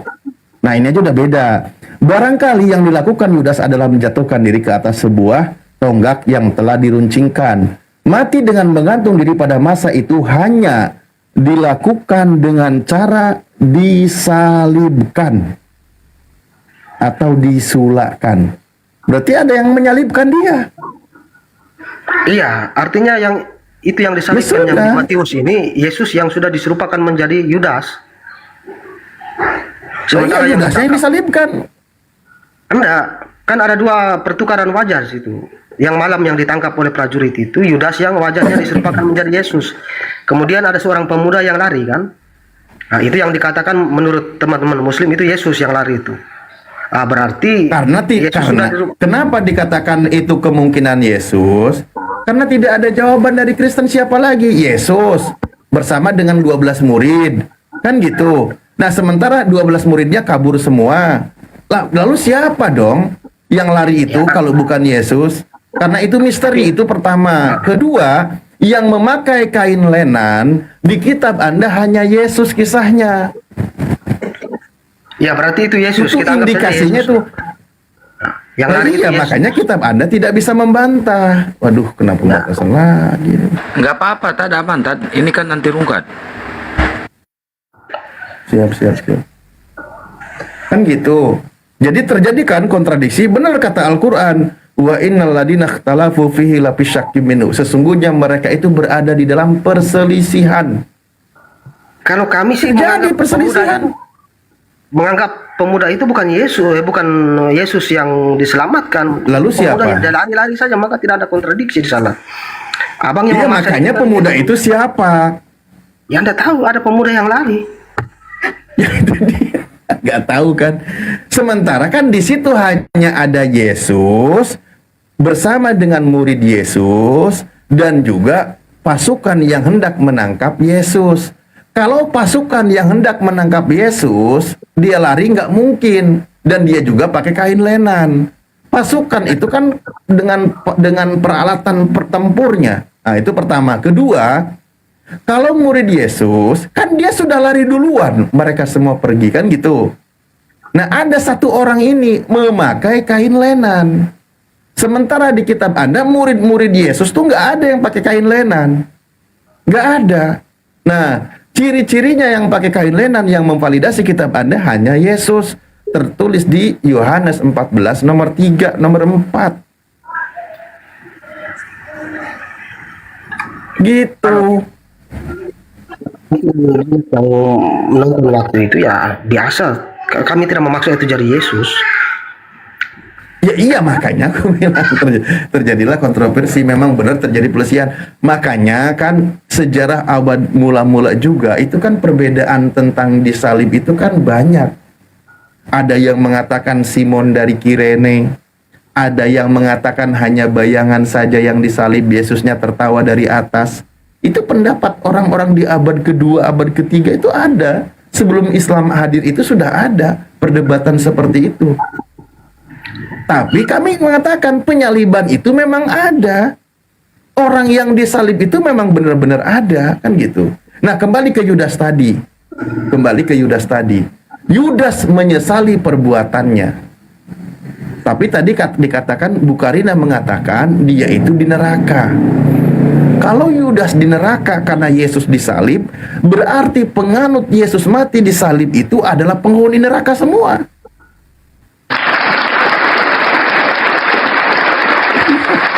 Udah kelar semua. Benarlah jadi temannya si iblis. Kenapa mengatakan semua? Cuma satu Judas yang berdosa. Jadi yang 11 itu juga ke neraka. Kau bisa menyimpulkan begitu? Yang ayo. Anda setuju nggak Yesus mati disalib? Ya. Nah, berarti Anda setuju dong dengan rencana Yudas waktu dia mengkhianati Yesus? Judas berdosa, akibat dosa maut. Judas bunuh diri, mati. Lalu dia sudah resmi pengikut iblis. Selesai. Apalagi? Loh, yang 11 pengikut iblis itu tadi, iblis itu tadi yang menginginkan Yesus ditangkap dan dibunuh. Kayak mana sih Bukarina ini? Makan obat dulu, Bang Ali. Pengikut iblis itu adalah yang menginginkan Yesus disalib. Yesus yang bilang bukan saya, iblislah yang menjadi bapakmu. Ini Ayah Ardi, yang lain sudah monitor, Kang. Aku izin sholat dulu. Jadi poinnya di situ sudah jelas. Kalian itu masuk perangkap semua, udah nggak bisa lepas. Host, Akang. Bentar, Bang Ardi, monitor Bang Ardi. Ya, belum monitor. Gimana, Bukar? Gini, Bos. Ini kan adalah suatu misi apologet. Romnya Akang harus tujuan harus membatalkan Yesus itu tidak disalib. Karena semua ajaran Kristen itu sesat. Itu adalah misi kalian ya. Jadi gini, apapun ceritanya, Yang hitam kalian bilang merah. Kami bilang putih, kalian bilang hitam. Nah, sekarang ini apa lagi, untuk apa gunanya kita bahas-bahas gini? Hanya untuk menyesatkan orang. Bukan untuk menyesatkan, Dosa loh. gunanya itu Dosa untuk loh. meluruskan kalian. Mana ada Halo. sih seorang Tuhan mati terkutuk di kayu salib. Ini otaknya di mana, akal sehatnya di mana? Itu loh. Untuk apa Tuhan turun ke dunia hanya untuk nyangkut di kayu salib, nebus dosa kalian? Sedangkan kalian sendiri sekarang nih kalau berdosa harus bertobat juga. Harus bertobat juga. Berarti gagal orang yang Sejarah. nyangkut di kayu salib, gagal. Sudah terjadi, sudah sejarah. Kok dipelintir lagi? Bukan Ada dipelintir. jelas-jelas. Siapa yang memelintir? Gak ada yang memelintir. Kenapa dibilang benar, jelas-jelas ada saksi Yesus disalibkan? Kata Hanya karena Bapak. Siapa saksinya? Siapa Nah. saksinya? Hah? Siapa? Udah, nanti aja makan dulu aku. Kok kocak sih? Enggak, kalau Udah enggak melanjutkan misi aja, melanjutkan misi supaya menggagalkan sejarah. enggak siapa yang saksinya Yesus disalib siapa? Ini Ardiansa ini agen iblis ini, agen Duh, iblis. kok agen iblis? Aku dibilang agen iblis, mah. Ih. Kok jadi agen iblis, Kang Kian Santang? Waduh, aku ngambek loh. Aku turun loh, Kang. Agen iblis itu Paulus sama si Karyana, itu agen iblis. Si Karyana akan diusir oleh Yesus. Nyahlah kau Karyana, si Karyana ini pejinah, pembuat dosa. Itu kata Yesus. Akang yang pecah. Enggak, gini Karyana. Ada mengatakan bahwasanya ada saksi penyalipan Yesus. Siapa saksinya? Coba saya minta data yang valid ya. Jangan kasih data yang abal-abal. Coba.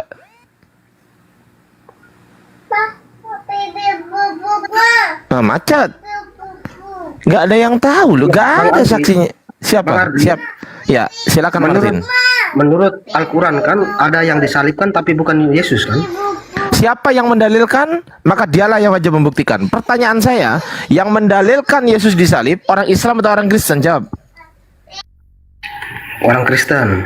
Maka siapalah yang wajib membuktikan Yesus disalib? Orang Islam atau orang Kristen? Orang Kristen. Buktikan kepada saya Yesus disalib dengan data yang valid. Ya banyak data di ayat-ayat di Injil ini. Sebutkan bahwasanya itu valid. Sebutkan di mana? Mari kita bahas satu-satu. Ambilkan ballpoint, buku itu, Ma. Sini. Ayo kita bahas sekarang. Saya buka buku ya. Oke. Silakan. Sebutkan ayatnya di mana? Saya tulis ayatnya. Kemudian kita akan kritisi ayat itu. Kita buktikan ayat itu valid atau tidak. Dengan secara ilmiah ya, jangan secara doktrin ya. Kalau secara doktrin, waduh. Ya, berarti fokusnya hanya ke penyalipan Ayo, Ma. Yesus datanya ya. Ambil mah. Lampu mah. Awas Arfa kakak, awas mikir. Ya Bang Ardi, itu fokusnya ke penyalipan Yesus saja atau boleh yang lain? Loh. Ya kan Anda mempercayai Yesus disalib. Ya, saya juga mempercayai bahwa Yesus juga dilahirkan. Loh. Oh ya, kita bahas penyalipan Yesus dulu. Kan dari tadi kan yang dibahas itu penyalipan Yesus. Enggak, kan dia lahir dulu kan pastinya. Yang tertulis juga, siapa Loh, saksinya? Yesus memang ada. Siapa yang nggak mengakui adanya Yesus? Ada. Pertanyaan Kenapa saya buku adalah yang gini Bang. saya percaya Yesus itu ada di dunia ini dan lahir. Tahu saya. Karena manusia itu pasti dilahirkan. Saya tahu itu, Bang. Yang jadi masalah adalah Anda mempercayai Yesus disalib, betul? Iya, betul. Yang mendalilkan Yesus disalib orang Kristen, betul? Betul. Siapa yang membuktikan? Orang Kristen atau orang Islam? Orang Kristen. Nah, sekarang saya tulis di mana ayatnya Yesus disalib. Saya tulis di sini sekarang. Nih, saya tulis Nah, nih. ini Abang Sebentar. lebih meragukan. Abang lebih meragukan. Jangan kemana-mana. Yang kemungkinan Jangan banyak yang kemana-mana. menonton. Fokus dulu biar kita diskusinya teratur, Bang Martin.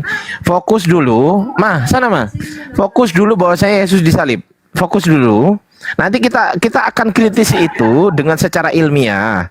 Ustadz Alif masih monitor nggak, Ustadz Alif? Lagi sholat. Oh, lagi sholat. Oke. Nggak apa-apa kalau gitu. Sekarang ini kan penyalipan Yesus. Oke, saya tulis ya, Yesus disalib nih. Yesus disalib.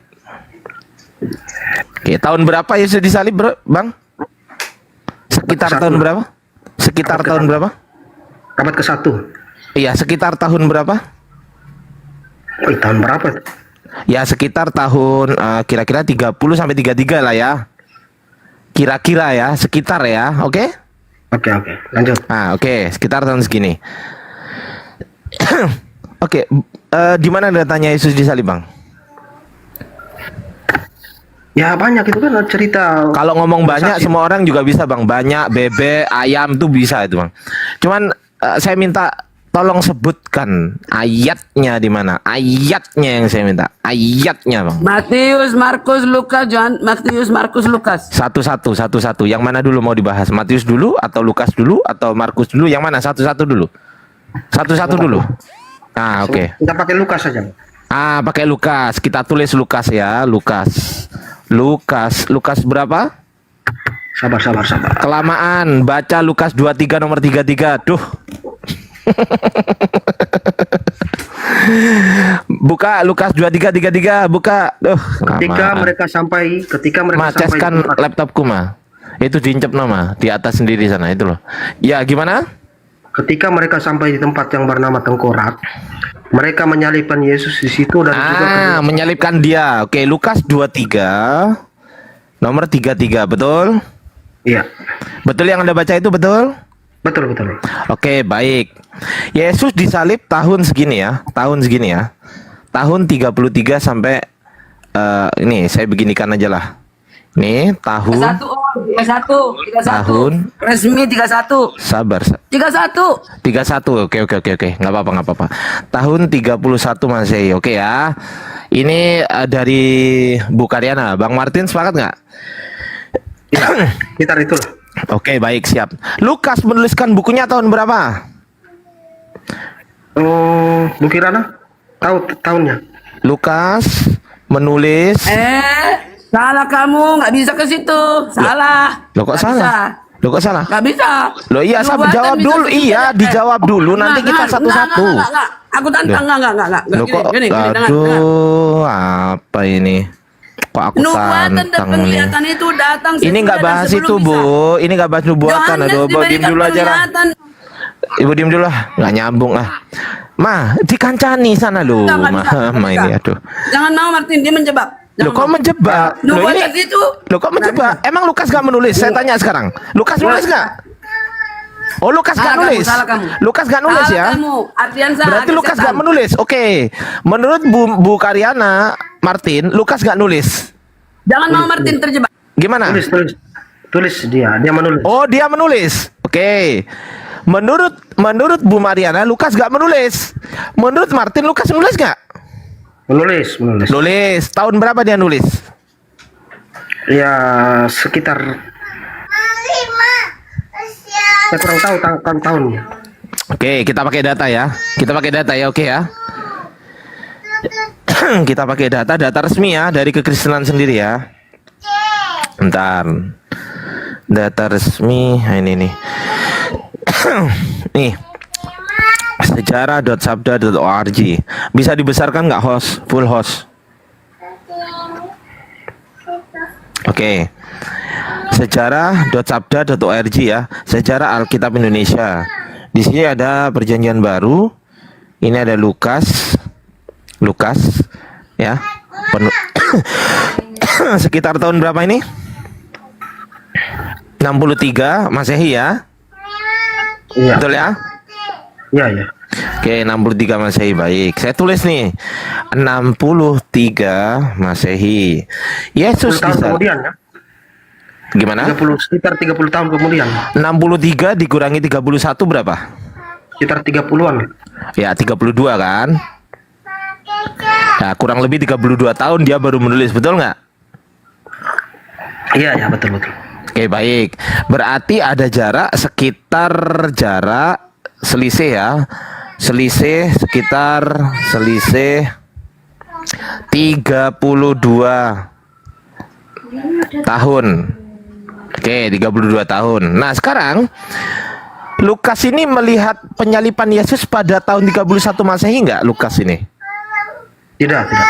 Tidak melihat. Baik, Lukas tidak melihat. Tidak melihat. Tidak melihat Yesus disalib. Oke ya, betul ya. Sebentar, saya ambil cas dulu ya. Bentar dulu.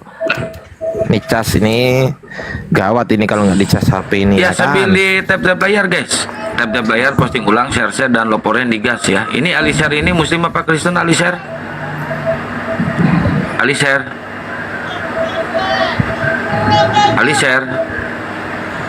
Turun aja bang kalau nggak ngomong. Oke, terima kasih. Teman-teman di bawah minta tolong di follow di subscribe akun YouTube saya Ardiansyah Arif.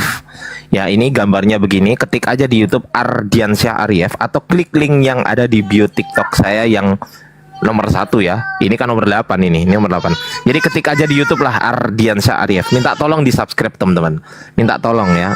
Saya nggak butuh koin, nggak usah kasih koin nggak apa-apa. Ya. Tapi kalau teman-teman maksa ngasih koin ya saya nggak bisa nolak kan gitu. Saya minta tolong di follow aja lah sama di subscribe gitu aja. Thank you. Ya lanjut ya bang. Lanjut bang. Oke. Lukas ini menuliskan tahun 63 Masehi. Lukas tidak hadir, tidak melihat penyaliban Yesus. Pertanyaan saya, ketika Lukas menuliskan Yesus disalib, Lukas dikasih tahu siapa bang? Kan pengakuan Lukas sendiri bang ya di pendahuluannya. Ya, dikasih tahu siapa? Ya kita baca pengakuan Lukas sendiri di pendahuluannya di sini. Oke. Saya izin baca. Silakan. Theophilus yang mulia, Theophilus atau sahabat Tuhan yang mulia. Banyak orang telah berusaha menyusun suatu berita tentang peristiwa-peristiwa yang telah terjadi di antara kita. Seperti yang disampaikan kepada kita oleh mereka yang dari semula adalah saksi mata dan pelayan firman. Mereka itu setelah aku menyelidiki segala peristiwa itu dengan saksama dari asal mulanya, aku mengambil keputusan untuk membukukannya dengan teratur bagimu, supaya engkau dapat mengetahui bahwa segala sesuatu yang diajarkan kepadamu sungguh benar. Ya, jadi Lukas ini tidak mengalami langsung, hanya dia mengumpulkan teks-teks atau riwayat-riwayat yang dituliskan para saksi pada waktu itu. Jadi Oke, saya teks tulis yang di sini. berbeda. Berarti Lukas tahu dari saksi mata, saya singkat SM ya, dan PF pelayan firman ya. Ya, Itu klaim Lukas, betul nggak? betul. Nah, bisa nggak klaim Lukas kita buktikan sekarang? Boleh nggak? Kita uji. Bisa? Coba. Baik sekarang. Saksi mata dan pelayan firman. Ini manusia bukan bang? Manusia. Manusia. Kita cek manusia. Namanya siapa bang? Itu yang tidak ada. Hah? Tidak ada. Nah, berarti hanya klaim semata. Nggak bisa. Hanya klaim kan? Nggak ada bukti. Ini klaim. Saya nulis buku bang. Saya nulis buku. Saya mengatakan Martin Chris adalah seorang penjudi dan dia seorang pemabuk. Abang belum baca buku saya. Abang nggak baca buku saya. Tapi saya nulis begitu. Bisa nggak saya nulis gitu bang? Bisa nggak? Bisa kan? Iya. Bisa nggak saya nulis gitu? Martin Chris adalah seorang penipu. Martin Chris adalah seorang pemabuk. Bisa nggak saya nulis gitu? Ngeklaim gitu bisa nggak? Ngeklaim gitu bisa nggak? Bisa. Bisa. Tapi pertanyaannya bener nggak, Bang Martin begitu?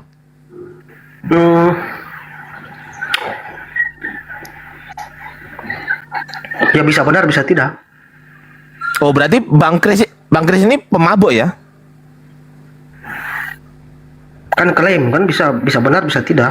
Bukan secara fakta. Abang pemabuk, abang pembunbun bukan? Nah bisa lah gitu. Pembunbun bukan? Hanya pertanyaan ini diarahkan ke kita yang sama-sama bukan penulisnya nih. Loh, Maka kita tidak ini tahu saya jawabannya. nulis. Ini saya menulis buku. Saya menulis buku. Saya klaim bahwasanya Bang Chris ini adalah seorang pembunbun berdarah dingin gitu loh. Nah, saya tahu dari mana? Saya tahu dari saksi matanya, Bang. Saksi mata yang ngasih tahu saya. Lalu Bang Chris tanya saya, Bang Ardi tahu dari mana saya membunuh orang? Dari saksi mata dong. Terus Bang Kris tanya lagi, siapa nama saksi matanya? Ya, pokoknya saksi mata. Gimana menurut Bang Kris? Berarti jawaban pastinya harus Yesus sendiri yang mengkonfirmasi. Nggak harus sebenarnya. Nggak harus sebenarnya. Sebenarnya nggak harus juga, tapi kalau ada nggak apa-apa. Kan analoginya harus ditanyakan kembali ke saya yang Berarti dituduh. harus ada manusia yang memberitahu kepada Lukas ini, Bang. Anda mengatakan manusia tadi kan? Betul nggak? Anda mengatakan manusia kan? Betul nggak? Anda, dia Saksi mata kumpulkan dan dari pelayan firman, saksi mata dan pelayan firman ini kan manusia, betul nggak? Iya, Lah siapa? Nama manusianya siapa yang memberitahu kepada Lukas? itu dia. Coba yang deh, saya bikin analogi, saya bikin analogi. Saya begini. Bang Kris punya 2 anak buah.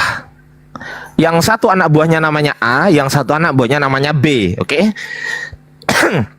Si A ini orangnya jujur, Bang. Si A orangnya jujur, baik, bagus, bicaranya sopan kepada Anda. Dia nggak pernah membohongi Bang Kris lah. Kalau disuruh beli apa-apa, kembaliannya dikembalikan sesuai dengan harganya, begitu kan? Nah, si B ini, si B, ini anak buahnya Bang Kris juga. Dia ini nggak jujur, dia pembohong. Disuruh beli nasi goreng harganya 10.000 aja, kembaliannya cuma 50.000. Berarti disikat berapa sama dia? Disikat 40 kan? Betul nggak? Betul nggak? Iya, iya. Ah, oke. Pertanyaan saya, Bang, kalau ada informasi dari 2 orang ini, Abang percaya yang mana? A atau B? Yang A. Yang kenapa harus A? Ya karena sudah terbiasa dengan Dengan sudah apa? terbiasa dengan apa perilakunya kan. Baik. Ah, dengan kejujurannya, betul? Jujurannya. Nah, betul. Sekarang pertanyaan saya, itu kan si A ini kan ada namanya, tahu orangnya. Si B ini ada namanya dan tahu orangnya, sehingga kita bisa menilai, betul nggak? Iya, iya. Bagaimana cara menilai yang manusianya nggak tahu namanya? Gimana cara menilainya? Ayo. Bisa nggak dinilai? Bahwasanya informasi mengenai Yesus disalib yang diberikan kepada Lukas ini adalah informasi yang benar atau informasi yang ambigu atau yang salah, bahkan tahu dari mana? Kan nggak ada manusianya. Manusianya kan nggak jelas ini namanya siapa, betul nggak? Betul, betul. Nah itu intinya gelap kan, nggak ada informasi kan? Kalau di akal saya begini, Bang. Kalau khusus yang pelayan firmannya, bukan yang yang dari teks-teks yang beredar itu kan. Kalau khusus yang dari pelayan firman ini pasti kan Lukas bertemu nih. Pasti Nama dia siapa? tahu, Oke, Lukas bertemu sama siapa? Pelayan firman. Nah, itu kelemahannya. Oke, namanya saya yang ikutin. tidak Saya ikutin. Namanya siapa? Itu yang tidak dituliskan gitu. Nah, ya itu gelap. Itu Tetapi gelap, ketika Bang. dia bertemu si pelayan itu firman klaim. ini pasti perkenalan dulu lah. Iya, itu klaim. Kita nggak bisa uji kan? Itu hanya klaim Lukas, betul nggak? Ya boleh-boleh aja orang ngeklaim. Misal saya ngeklaim nulis mengenai Abang Martin, saya Ardiansa nulis mengenai biografinya Bang Martin. Martin Kris adalah seorang pembun-bun bayaran gitu. Saya kan ngeklaim begitu, tapi Abang ternyata bukan pembun-bun bayaran. Jatuhnya fitnah nggak saya? Fitnah nggak? Nggak, saya tanya. Jatuhnya fitnah nggak? Ya harus dijawab oleh si orang yang tertuduh. Kan tadi ada dua, ada si A, ada si B kan? Ya, ini perkara lain. Ini perkara yang si A sama si B tadi perkara nama orang. Sekarang ini perkara klaim. Saya menuliskan Bang Martin ini pembun-bun bayaran, dikasih tahu siapa? Bang Martin tanya saya, Anda tahu dari mana? Saya bilang, oh saya taunya dari saksi mata, Bang. Siapa saksi matanya? Oh, saya bilang ya ada deh gitu. Jelas nggak informasinya? Kira-kira. Misal saya menulis begitu, lalu saya dipanggil polisi, lalu saya di BAP sama polisi, siapa yang memberitahu kamu Ardiansa? Saya harus jawab gimana? Itulah kelemahannya, namanya tidak dituliskan. Nah, udah pinter nih Martin ini, udah pinter. Bagus, udah cerdas ini namanya ya. Berarti hanya mentok di klaim Lukas, klaim ya, klaim Lukas yang belum bisa dibuktikan. Klaim Lukas saksi mata dan pelayan firman, betul? Hanya mentok di sini, oke? Ya. Oke, berarti Lukas gagal membuktikan secara transmisi bahwasanya Yesus disalib gagal. Lukas gagal nih di sini Lukas ya. Sekarang kita ke Markus bang. Markus. Ada nggak ayatnya Markus menuliskan Yesus disalib? Tepuk tangan host, nggak ada tepuk tangan hostnya ini. Aduh, kacau kali bah. Oh iya, tepuk tangan. Teman-teman sambil di tap-tap layar, posting ulang, di share-share. Oh salah. Dan di jangan follow-follow lupa juga akun di narasumber follow-follow ya. muslim yang di atas ya. Ya di Di follow follow ya, akun narasumber muslim. akun YouTube saya, di follow Ardian Syarif teman-teman. Ini lagi live sekarang, silakan disaksikan di YouTube. Terima kasih yang udah Oh, iya. mendukung. Oke, siap. Saya promosikan ya. Teman-teman, bagi teman-teman yang ada di YouTube, di TikTok, silahkan di follow channel YouTube-nya Ardian Syarif, Natalia Iriani, Al Alif Channel, Panglima Apologet Islam, Akang Santang Official. Silahkan di follow ya. Ini Bunda Natali juga ada YouTube-nya, Bang Ardi juga ada YouTube-nya, Ustadz Alif. Silahkan di follow Al Alif Channel, Natalia Iriani, Panglima Apologet Islam, Ardian Syarif. Dan sambil di follow narasumber yang di atas juga ya, teman-teman ya. Silahkan. Ardian Syarif. Arif. Arief. Ya, Arif. Kok mau mana-mana sama saya sih? Wah, iya. sorry Pak Arif. Aduh iya sama kita Pak Arif. Mohon maaf Lanjut, Pak Arif. lanjut. Oke, lanjut ya. Baik. Dinda Natalia, jangan lupa dipromosikan YouTube saya ya, barangkali berkenan ya. Oke, thank you. Oh iya, izin promosiin dulu ya kalau gitu ya. Iya, siap. Assalamualaikum warahmatullahi wabarakatuh buat saudara-saudaraku yang lagi nonton ya. Waalaikumsalam.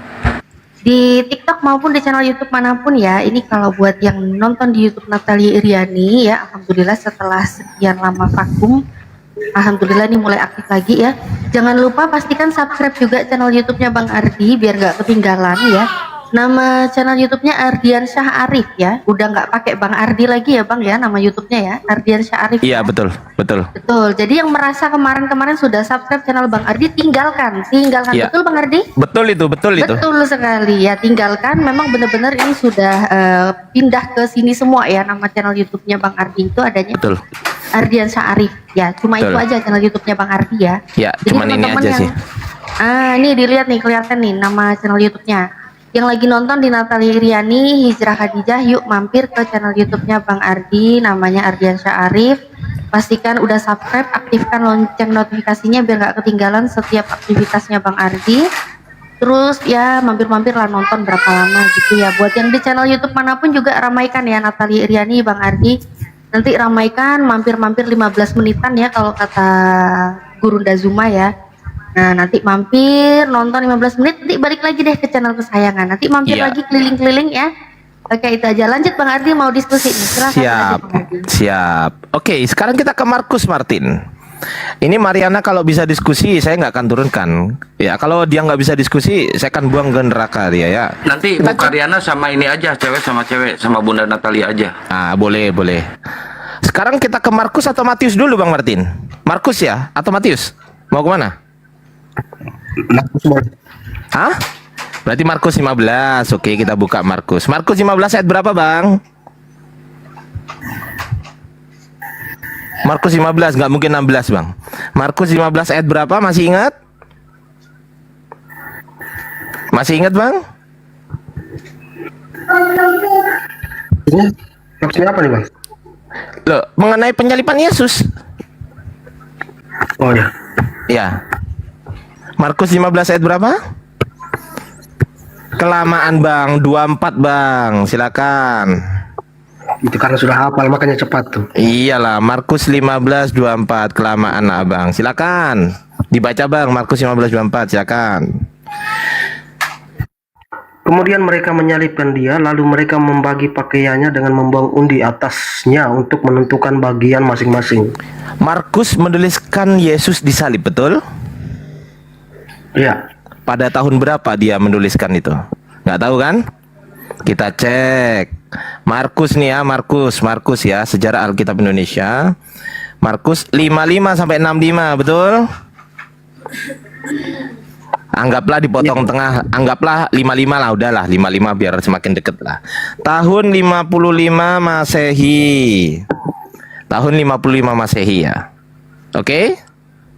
Nah, pertanyaan saya Bang, ketika Markus menuliskan Yesus disalib, Markus dikasih tahu siapa Bang?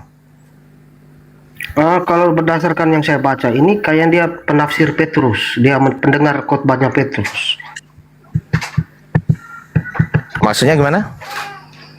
Si Markus ini pendengar khotbahnya Petrus. Jadi dia menulis berdasarkan khotbah Petrus. Khotbah Petrus di mana? Kisah Para Rasul 2 itu? Di mana? Ayo coba kasih tahu saya. Kisah Para Rasul 2:23 ya, kalau nggak salah ya, betul nggak? Coba dibuka bang. Saya agak-agak lupa sih, tapi nggak mungkin jauh-jauh dari itulah. Kisah Para Rasul 12:12. Ah. 12:12. Kisah Para Rasul 12:12. Ya. Masa 12, cuk? Mana? Mana nggak? 12:12. Coba dibaca bang. Salah itu bang. 2:12 kali 2 ayat 12. 2:12. Itu yang benar. 2:12 bang. 2:14 mulai 2:14 boleh lah. 2:12 juga boleh lah. Silakan. Maka bangkitlah Petrus berdiri dengan 2:23 yang pas itu 2:23. Baca aja. 2:23 baca aja.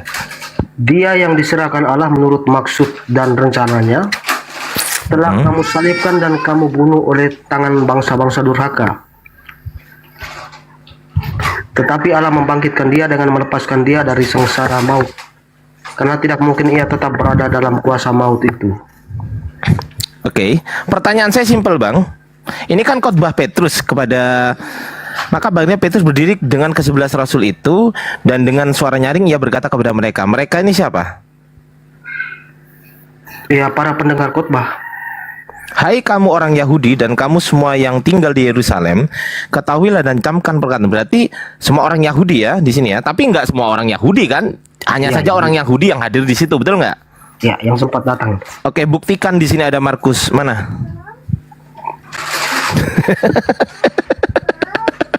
Ada di belakang. Mana? Nggak, di mana ada Markus di sini? Mana? Sebenarnya dia terselip di situ, ada dari sekian banyak itu. Ya. Di mana? Di mana bang? Sebelah mana? Coba. Kok di belakang ngumpat? Di belakang mana? Ngumpet maksudnya? Atau gimana? Di belakangnya Petrus. Hah? Nggak apa-apa, meskipun ada Markus pun nggak apa-apa. Nggak apa-apa, saya nggak galau kok. Tenang aja. Kalau ada Markus di sini pun, oh iya ya ada Markus, nggak apa-apa. Nanti kita uji. Betulkah Petrus melihat Yesus disalib? Tapi kita jangan ke situ dulu, terlalu berat itu.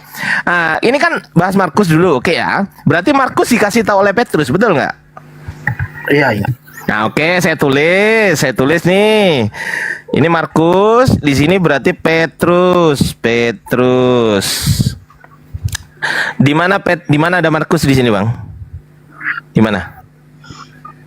Jelas kan? Iya, di mana? Nih. Di mana ada Markus di sini? Di mana? Sudah dijelaskan lah. Hah? Posisi duduknya tidak disampaikan di situ. Loh, enggak. Saya tanya di mana ada Markus di sini? Itu pertanyaan saya. Ya, bagian dari salah satu para pendengar itu. Buktinya ada? Ada buktinya? Ini bukan bahas iman, Bang. Bang, ini nggak bahas iman. Ini bahas bukti, Bang. Bukti. Kalau abang di BAP sama kepolisian, misal begini, siapa aja yang ada di situ? Abang kalau nggak tahu pasti bilang, oh saya nggak tahu Pak, betul nggak? Betul nggak? Kalau nggak tahu bilang nggak tahu dong. Masa nggak tahu bilang tahu sih? Ya, bisa salah satu dari murid Petrus. Hanya tidak disebutkan nama. Ya, mana bukti? Saya minta bukti. Buktinya di mana? Ya, itu yang susah dijawab. Nah, itu gagal. Markus gagal. Gagal Markus. Bukan gagal sih sebenarnya. Loh, Yang penting tulisannya. loh kalau nggak gagal, loh kita ini bukti, Bang. Yang kita cari bukti, Bang. Kalau hanya kepercayaan, saya nyerah, Bang. Oh, kami mempercayai, oke lah, itu kepercayaan Anda. Tapi kan ini diskusi, Bang. Diskusi nih. Jadi jangan hanya berdasarkan kepercayaan tanpa bukti. Boleh Anda percaya, boleh. Tapi buktinya mana gitu loh. Buktinya mana? Mana buktinya?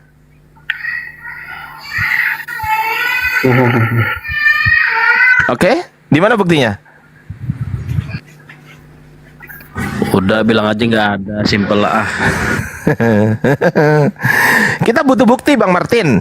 Kalau Anda berdasarkan hanya memang nggak dituliskan, tapi kami percaya bahwasanya waduh, wes ampun saya kalau kayak gitu. Ampun, Ampun, Bang. Karena cerita yang diriwayatkan ini walaupun tidak ada nama penulisnya tidak disebutkan, tetapi Artinya banyak pendukung artinya transmisinya gagal. bukan gagal. Abang ngerti transmisi nggak? Nggak, saya tanya. Anak Bang Martin ngerti nggak transmisi itu apa? Tidak. Astagfirullahaladzim. Transmisi itu penerusan pesan penerusan pesan dari seseorang kepada orang yang lain mengenai hal sesuatu, Bang. Saya ulangi lagi. Penerusan pesan dari seseorang kepada orang yang lain. Orang ini punya nama nggak? Punya. Nah ya, siapa namanya? Petrus kan? Iya. Nah, mana buktinya? Maksudnya? Loh, buktinya bahwasanya di sini ada Petrus. Di sini ada Markus. Mana buktinya? Mana? Nah, intinya bahwa orang dekat. Loh, di sini hanya disebutkan berdiri dengan ke-11 rasul itu. Ke-11 rasul ini siapa aja, Bang? Ya, semua murid Yesus. Berarti termasuk ini ya, termasuk Petrus 1, berarti yang lain 11. Siapa namanya? Yudas juga ada di sini berarti. Ada Yudas juga ini. Ayo. Hah? Ya bisa. Gimana? Hah?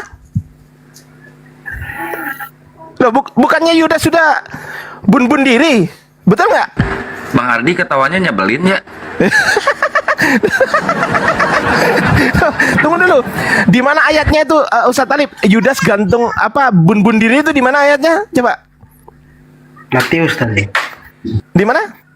Matius. Matius berapa itu? Matius berapa itu? Saya lupa aku. 275, Bang. Matius 27 nomor 5. ini ya. Maka ia pun melemparkan uang perak itu dalam lalu pergi dari situ dan menggantung dia. Ini. Cerdas ini, mu'alaf cerdas ini. Nah, ini. Di sini udah mati. Udah metong. Iya, itu Kok di sini peristiwa itu ada setelah lagi? khotbah Petrus atau belum? Gimana? Peristiwa dia gantung diri itu sebelum atau sesudah khotbah Petrus? Loh, lah ini sesudah penyalipan belum ini? Sesudah khotbah Petrus maksud saya. Loh, enggak, ini sesudah penyalipan belum? Sesudah. Nah, sesudah penyalipan. Lah ini Markus 15 ini sudah penyalipan belum? Sesudah. Belum. Belum ini. Hah? Matius 27 nomor 5. Coba kita cek ya. Matius 27 nomor 5. Yesus diserahkan kepada Pilatus. Masih diserahkan ini. Ini masih diserahkan. Berarti belum penyalipan. Penyalipannya ada di ayat mana. Ada di ayat 32. Dan Petrus di sini bercerita mengenai kematian Yesus, penyalipan. Nah, gimana ini? Sabar. Bentar. Saya kena pelanggaran. Duh. Kok bisa? Maaf, live-nya dibatasi karena narasumbernya ketawanya menjengkelkan. Ardiansa, Ya. Ardiansa, aku baru monitor. Janganlah kamu ketawa-ketawa gitu. Yo, aku tahu enggak. Udah tunggu, bukan nanti sama Bunda Natali, mute dulu. Iyalah, aku nggak mau sama Ngapain aku perempuan. adu domba? Nggak mau, Nggak, aku nggak mau sama perempuan, nggak mau aku sama perempuan, nggak mau. Nggak mau. Ketawamu itu agen setan. Bodoh amat. Mau ketawa mau enggak urusan saya. Kau diem. Musuhan kita, musuhan. Oh, diem dulu Karyana. Berisik kali Pak ini ya.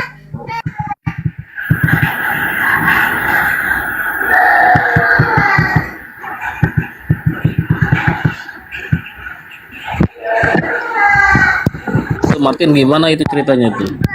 Silakan Bang Martin. Ini di sini peristiwa ini Petrus khotbah ini mengenai penyalipan Yesus kan. Maksudnya Yesus sudah mati kan. Sedangkan di sini ini ke-11 rasul. Siapa ini ke-11 rasul ini?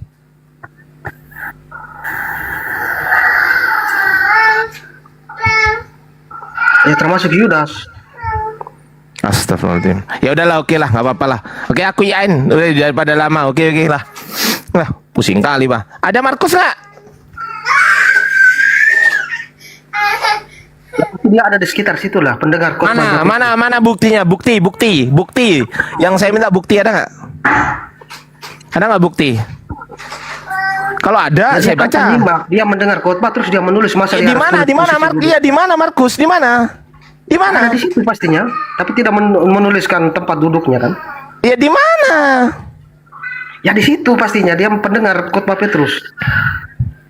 Ya di mana? Sebelah mana? Ayat mana?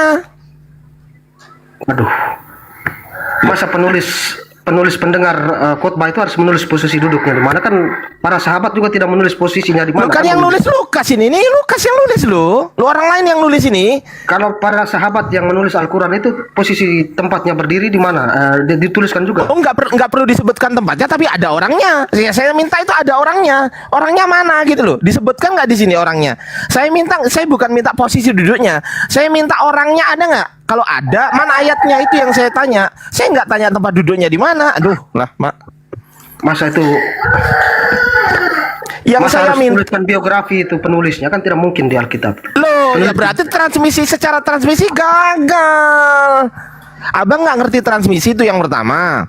Transmisi itu adalah penerusan pesan dari seseorang kepada orang yang lain. Berarti harus jelas Bang, orangnya. Penulis ayat kitab suci itu biografinya tidak perlu ada di dalam Alkitab itu, semua berlaku untuk semua. Loh, itu standar enggak gini. Saya enggak tanya itu ya. Yang saya tanya adalah, Abang ngerti transmisi enggak? Iya, perpindahan. Apa syarat transmisi diterima dan apa syaratnya ditolak? Iya. Apa itu? Nggak ngerti dia. Nah, bicara apa dulu? Internet atau apa? Loh, apapun yang namanya transmisi itu apapun. Saya nggak minta transmisi mobil. Enggak, saya nggak tanya itu. Saya tanya transmisi mengenai pembahasan ini, informasi mengenai informasi yang saya bahas transmisinya. Ngerti nggak syaratnya transmisi ditolak dan diterima? Ngerti nggak?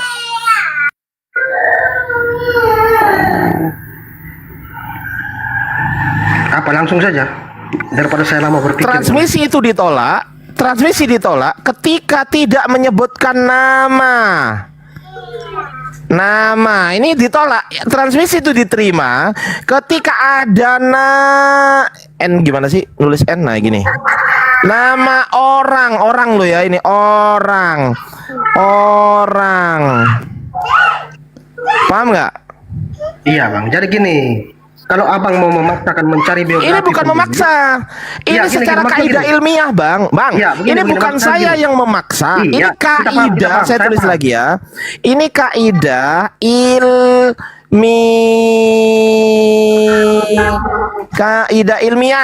Iya. Baik. Begini, maksud saya begini, Bang. Begini. Kalau Abang mau cari biografi soal penulisnya, jangan cari di dalam Alkitab. Ini bukan cari biografi, Bang.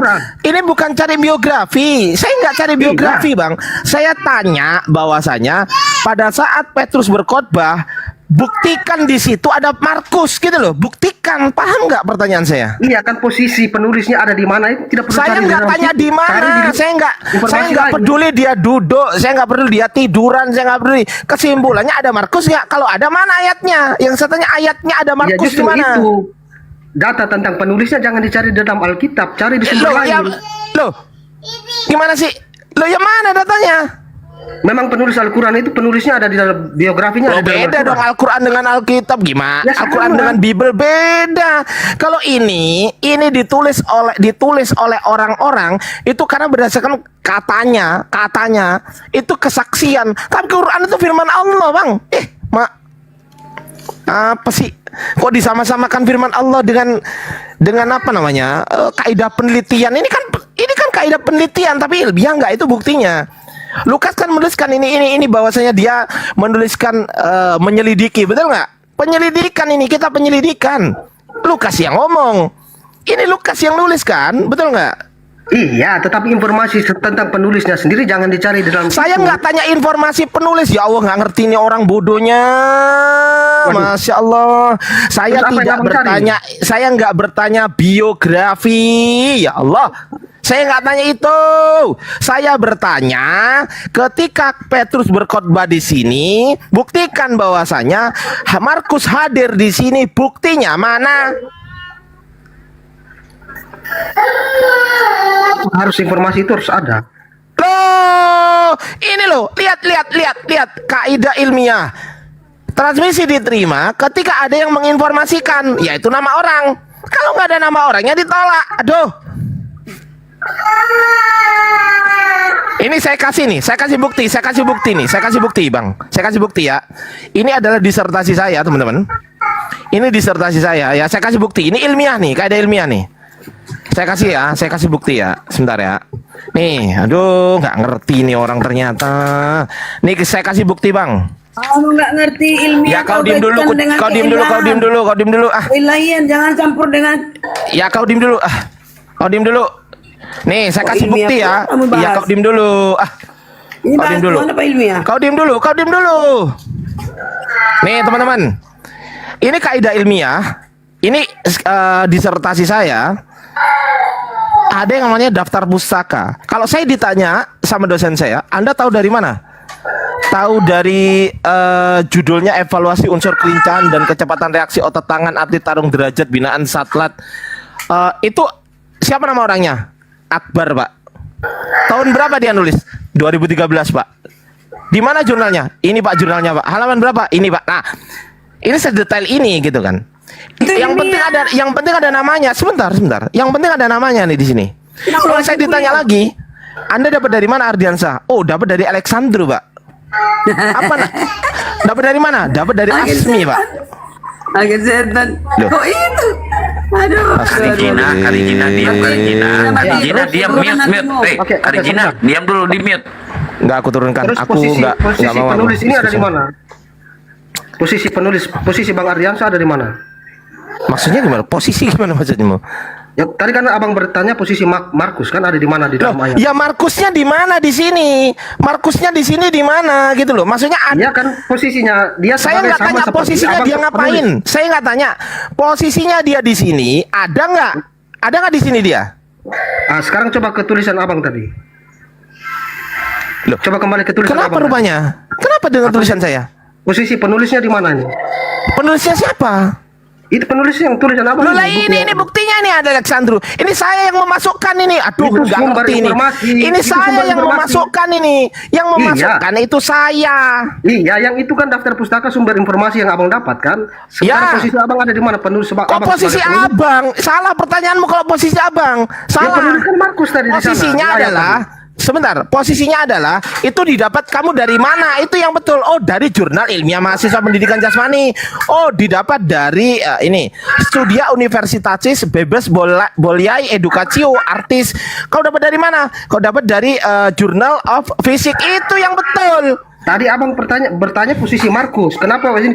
Ya kenapa? Enggak gini. Jangan lama-lama. Nanti saya jengkel. Kamu bisa buktikan nggak Markus ada di sini? Bisa nggak buktikan? Tidak bisa. Oke, berarti gagal. Selesai. Markus sekarang Markus kan Gagal. sebagai Sekarang penulis, kan? kita ke Matius. Sabar, Jangan Bang. Markus kan- jangan. Dah, udah nggak ada buktinya. Kamu nggak ada buktinya. Nggak ada buktinya kamu percuma. Nggak ada buktinya. Oke, kamu mengatakan berarti khotbah Petrus ini. Sebentar, saya kejar sekarang ya. Berarti Petrus ini menyaksikan Yesus disalib, betul? Iya, betul. Di mana ayatnya Petrus menyaksikan Yesus disalib? Ayatnya di mana? Nah, sebentar. Ya, silakan. Di mana? Sabar. Tadi di mana saya buka? Ya, silakan.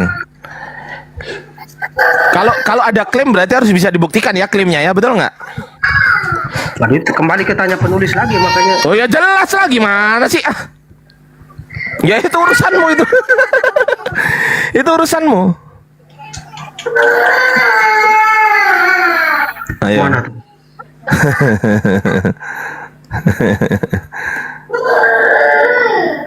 Semua di Lukas 23:49. Oke, Lukas 23:49 bacakan. Semua kenalan Yesus termasuk perempuan-perempuan yang mengikuti dia dari Galilea berdiri jauh-jauh dan melihat semuanya itu. Sebentar, bentar. Ya, saya tahu itu. Lukas 23. kita buktikan ya. Lukas 23:49. Ini ya, betul ya. Semua orang yang mengenal Yesus dari dekat, termasuk perempuan-perempuan yang mengikuti dia dari Galilea, berdiri jauh-jauh melihat semuanya itu. Betul ini? Betul. Pertanyaan saya, Lukas tahu dari mana?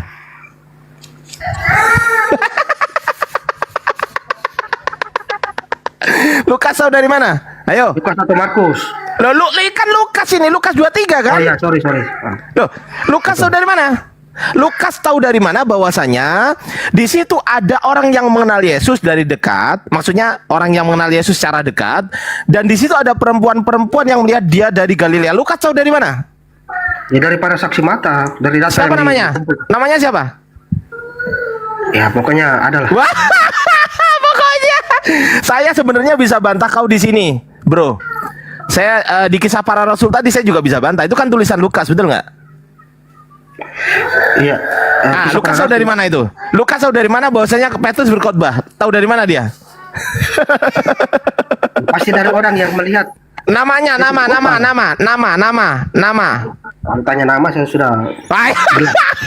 Ya sudah. Beda kelas dengan Quran, bro. Nih.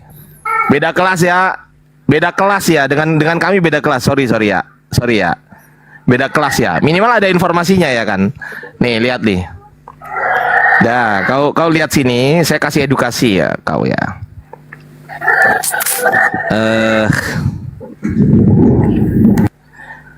Oke, teman-teman. Ardiansa, ya paman. Quranmu ditulis nggak? Ditulis dong. Oleh siapa? Oh, banyak penulisnya. Sebutkan beberapa aja. Oke. Ubay bin Ka'ab, Mu'adz bin Jabal, Abu Zaid, dan Said bin Sabit. Tahu dari mana Ardiansa? Dari Bukhari lah. Mana buktinya Ardiansa? Ini buktinya. Ini ada original teksnya malahan. Ya kan? Dari Bukhari. Ardiansa, Bukhari tahun berapa? Oh, meninggalnya sekitar tahun 256 Hijriah. Loh, dia tahu dari siapa Ardiansa? Dari Muhammad bin Bashar. Loh, Muhammad bin Bashar meninggal tahun berapa? Nah, ini kita cek. Kita cek ya. Sumber dari mana tuh? Sabar, iya hadis ini hadis. Beda, tadi abang menagih saya dari dalam Alkitab. Astagfirullahaladzim. Quran itu firman Tuhan. Loh ya nggak bisa, karena punyamu bukan firman Tuhan, bro. Loh beda. Loh kok itu loh. Beda. Loh kalau kau mengatakan punyamu firman Tuhan, nanti saya buktikan kena lagi nanti. Gitu loh. Firman Tuhan Nih. memang. Kenapa? Gimana? Bukan firman Tuhan. Lah ya sudah, punyamu bukan firman Tuhan. Ya sudah, nggak apa-apa. Firman Tuhan. Loh, kata siapa? Ya kata saya. Oh, ngarang.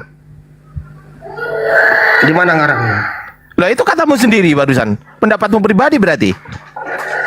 Berdasarkan apa yang saya baca kan. Oh, berdasarkan keyakinan iya. Oke, di mana tertulis Lukas mengatakan dia dapat dari firman Tuhan? Di mana tertulis? Ayo. Kalau Lukas dari data yang dia kumpulkan dari tulisan-tulisan. Berarti bukan firman Tuhan. Itu namanya penyelidikan itu. Kalau nggak percaya nih, oke sekarang saya tanya, kalau Lukas mendapatkan dari firman Tuhan, betul nggak Lukas dapat dari firman Tuhan? Betul? Betul nggak? Al-Quran itu. Tunggu dulu, Al-Quran itu dijawab dulu. Lukas dapat dari firman Tuhan, betul atau salah? Kalau Lukas dapatnya dari hasil penyelidikan. Berarti bukan firman Tuhan. Tulisan para saksi. Berarti bukan firman Tuhan. Betul? Gimana menyimpulkan begitu di mana? Dari tulisan-tulisan para saksi itu yang kemudian ucapan Yesus itu yang firman Tuhan. Loh, ucapan Yesus yang bukan ucapan Yesus? Ya cerita kapan Yesus cerita itu cerita dari Lukas sendiri itu firman Tuhan bukan? Ya bukan. Udah berarti firman Tuhan. Firman Tuhan itu yang disampaikan Yesus lah. Firman Tuhan itu adalah wahyu Tuhan yang dibukukan. Pertanyaan saya,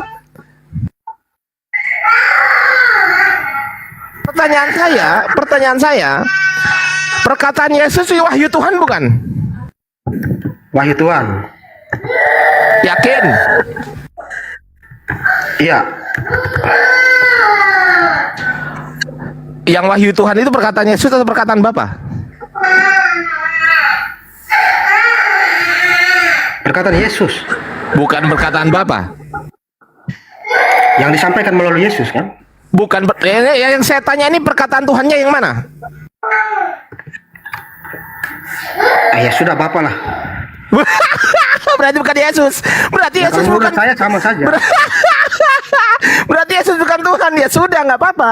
Kalau memang Yesus memberitakan tentang firman Tuhan, berarti Yesus memberitakan mengenai firman dari Bapa. Nggak apa-apa. Nggak apa-apa, itu nggak masalah itu. Tapi kalau Anda mengatakan perkataan Yesus adalah firman Tuhan, perkataan Bapa juga firman Tuhan, berarti ada dua Tuhan. Nah, ya itu nanti lanjut yang ini dulu. Ada. Jangan lompat-lompat pembahasannya. Ya sudah, sekarang jawab dulu pertanyaan saya. Lukas ini firman Tuhan bukan? Jawab. Separuh tidak, separuh iya. Aduh, mati kita. Separuh tidak, separuh iya. Ya karena dia menceritakan apa yang dia rangkum, apa yang dia selidiki. Aduh, ya Allah. Innalillahi Ya, kapan wa firman inna Tuhan ilaihi Paruan raji'un. kayak gitu, kok bisa Kok jadi paruan ya? paruan gitu? Enggak, gini. Kalau dipisahkan hanya firman Tuhan, ceritanya menjadi tidak jelas, Bang. Ya memang Kapan bukan peristiwa firman itu? Tuhan, bro. Enggak, kapan Yesus Loh, kok menyampaikan enggak? kepada siapa, maksudnya apa, itu harus diceritakan supaya lengkap. Kalau dipisahkan ucapan Yesus saja, arahnya tidak jelas itu kemana. Itu bukan anak saya, teman-teman. Anaknya Bang Martin, oi. Bukan anak saya yang rebel itu. Waduh. Ya itu Teman-teman ini gimana anak sih? si Martin dengar nama Yesus ketakutan, dia takut banget dia. Sebentar. Assalamualaikum warahmatullahi wabarakatuh. Salam warahmatullahi wabarakatuh. Ternyata separuh firman Tuhan, separuh bukan. Aduh, kok bisa paruan gitu kitabnya? Gimana ini, teman-teman? Aduh. Kata.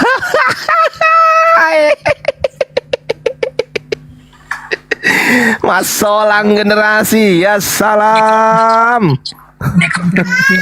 Bener nggak itu statementnya Martin? Gimana Pak Arif? Dikonfirmasi sama Karyana, bener nggak separuh firman separuh enggak? Betul. Oh iya, betul juga ya. Karyana gimana menurut Karyana? Separuh firman Tuhan, separuh bukan. Gimana itu? Kalian kan nggak kasih aku kesempatan ngomong. Emosi dia. Masih akang. Si akang Ya. ini. Bukan Akang. Akang, Bang Ardi tuh. Aku Ya udahlah. terus. Ya udah gini aja.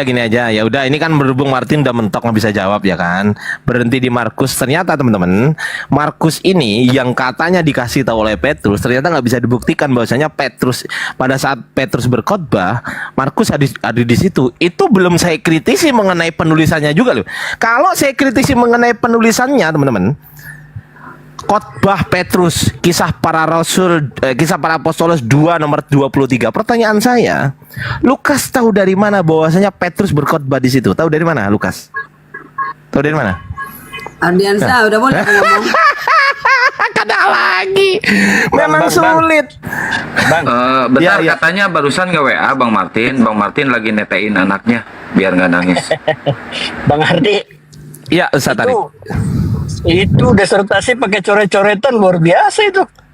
Ini anu Pak Arif. Jadi gini, disertasiku kan diuji oleh 5 dosen ya kan, 5 dosen. Nah, ini adalah file-file yang sebelum disertasi terbuka, ujian terbuka. Ini masih ujian tertutup ini. Masih ujian tertutup. Jadi saya banyak sekali ratusan ratusan lembar begini gitu. Jadi puluhan buku begini. Ya memang dibuat diskusi juga, dibuat coret-coretan anak-anak saya juga. Enggak ada masalah gitu loh. Gitu. Ya, biar Bu Karyana tahu kalau Bang Ardi ini udah dokter Bu Karyana. Iya, mau pilih siapa? Mau dokter, profesor, nggak takut. Boleh ngomong nggak? Iya. Tapi saya mau tanya Pak Arif, kalau misal kita di BAP oleh kepolisian gitu kan, misal ditanya BAP, misal saya mengatakan saya menulis buku, mengatakan di dalam buku saya mengatakan begini, bahwasanya Bu Karyana ini adalah pencuri, Bu Karyana ini adalah pembunbun, Bu Karyana ini adalah apa namanya, pezinah dan narkoba, pokoknya lengkap habis Akang itu. itu, si Akang. Ya sabar dulu, sabar. Nah, saya mau tanya kepada Pak Arif, misal saya dituntut oleh Bu Karyana, kemudian saya di BAP oleh kepolisian. Pas pertanyaan polisian itu mengarah begini nggak? Ardiansyah tahu dari mana bahwasanya Mariana itu, Bu Karyana itu pezina, terus narkoboy dan lain sebagainya? Ditanya nggak kayak gitu tuh Pak Arif? Ya pastilah. Kemudian akan dituntut balik perbuatan tidak menyenangkan, kemudian pasal fitnah dan sebagainya. Kalau saya ditanya dapat dari mana? Lalu saya menjawab begini, Pak Arif. Oh, saya tahu dari saksi mata begitu. Polisi kira-kira masih bertanya nggak, Pak Arif? Namanya siapa katanya? Harus saya sebut nama berarti ya? Betul. Wah tuh, harus disebut namanya. Kalau nggak disebut namanya, gimana Pak Arif? Iya. Kena saya. Kena. Jadi memang betul-betul harus secara ilmiah begitu ya Pak Arif ya, harus ya. Oke, terima kasih Pak Arif. Oke, saya lanjutkan. Saya kembalikan diskusi ini yang nggak bisa dijawab oleh Bang Martin dan juga Karyana. Ya, saya kembalikan kepada Kang Gian Santang. Silakan Kang Gian Nggak Santang. dikasih ngomong kok udah terus menyimpulkan. Belum ngomong aku. Silakan Kang. Ngomong Udah. dulu dong. Aku mau mandi. Lanjut Kang. Iya. Cari di Google aja Bu Karyana, lebih enak. Google, cari di Google. Ya, Ustadz Alif udah monitor Tad. Natalia Iriani naik, Dinda. Ini loh. Kenapa turun Natali? Sama aku. Oh, ada Bang Nandar di bawah. Bang Nandar naik Bang. Karyana. Sama aku. Mbak Karyana. Jangan sama Bunda Rahma, Bu Karyana langsung bubuk. Jangan. Nah, sama Bang Nandar nih, Karyana sama Bang Nandar. Assalamualaikum. Mana Bu Natali tadi? Masih. Mana Bang Ardiansyah tadi? Ustadz Alif udah monitor Tad. Bang Nandar mau diskusi apa mau menyimak? Masih jalan. Oh iya. Bang Ardiansyah. Tuh, Bu Lia. Bang Nandar kalau mau jadi gila debat sama si Karyadut nih si pejina kalau mau gila. Host, itu ada Bu Lia. Ya Ustadz Alif monitor.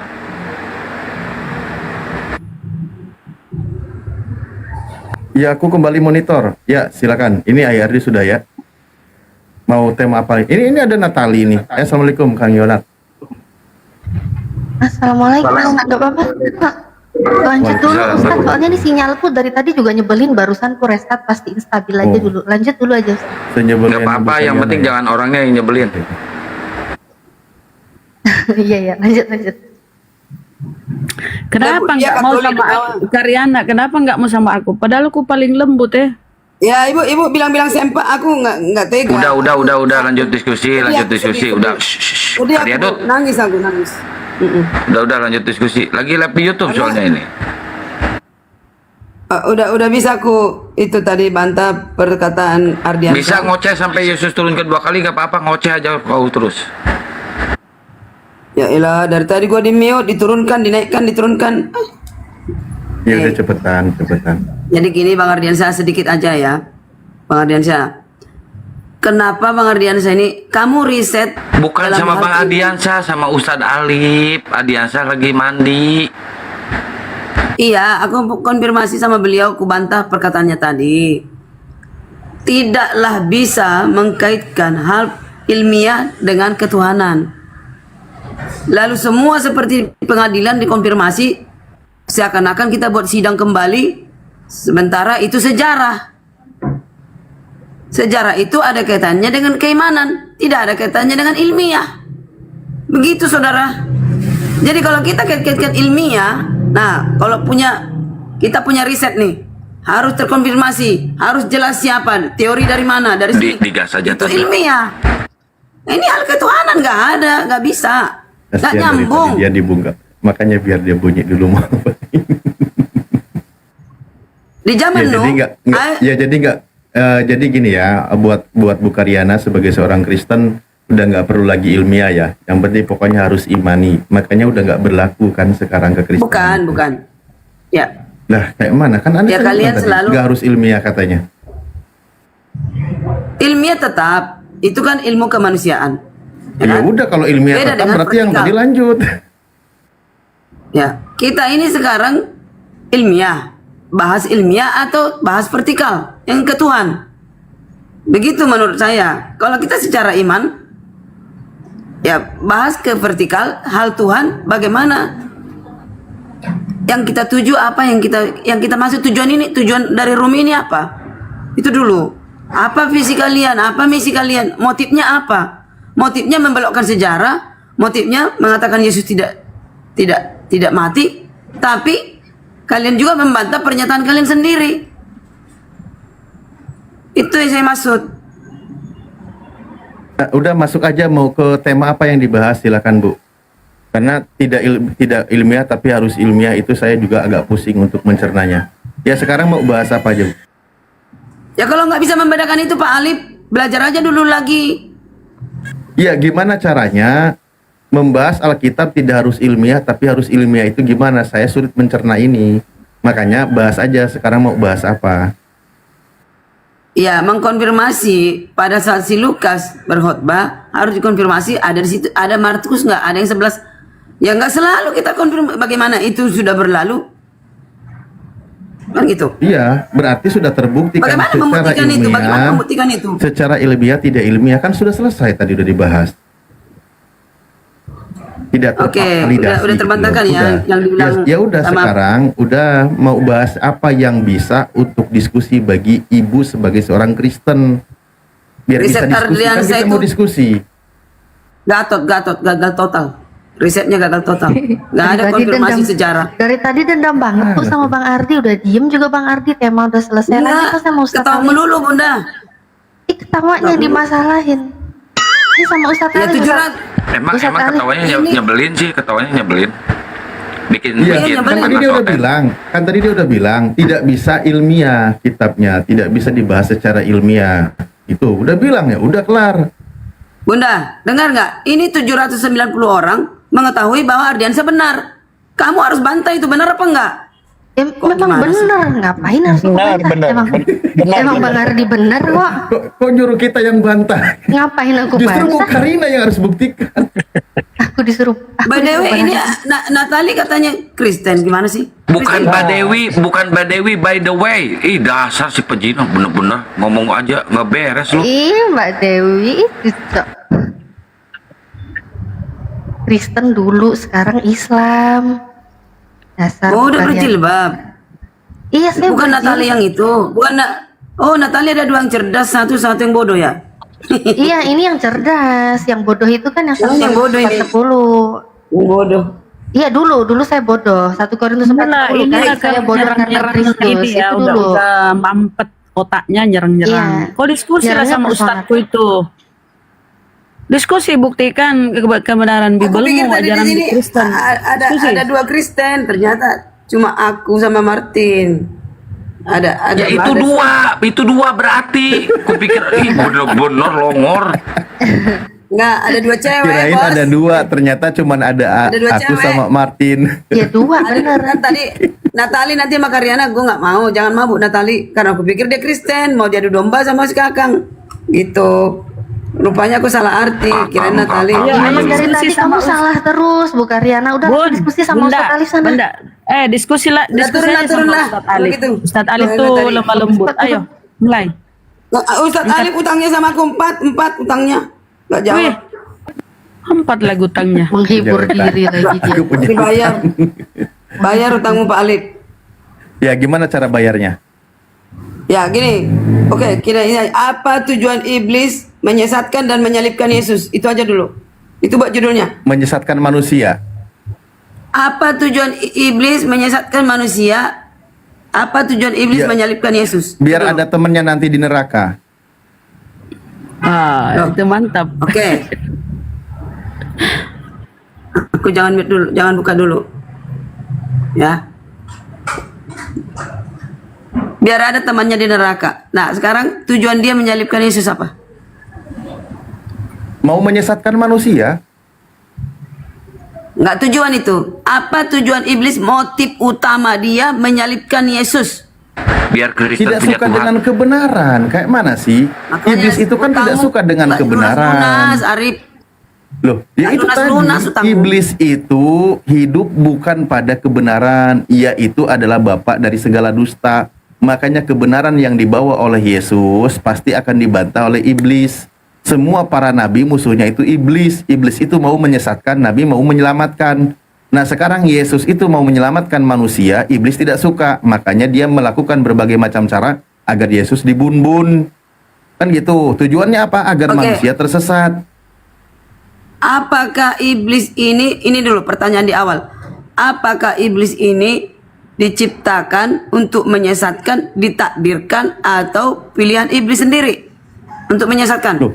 Itu dulu. Baik. Secara dari iblis, kan dia memilih jalan sesat. Diingatkan oleh bukan Tuhan takdir ya. ketika Bukan takdir bahwa iblis. Ya ini udah benar. Bukanlah. Loh, iya, iblisnya memilih jalan sesat, maka Tuhan tetapkan dia sesat. Kayak mana sih ibu ini? Ya, gini. Bukanlah.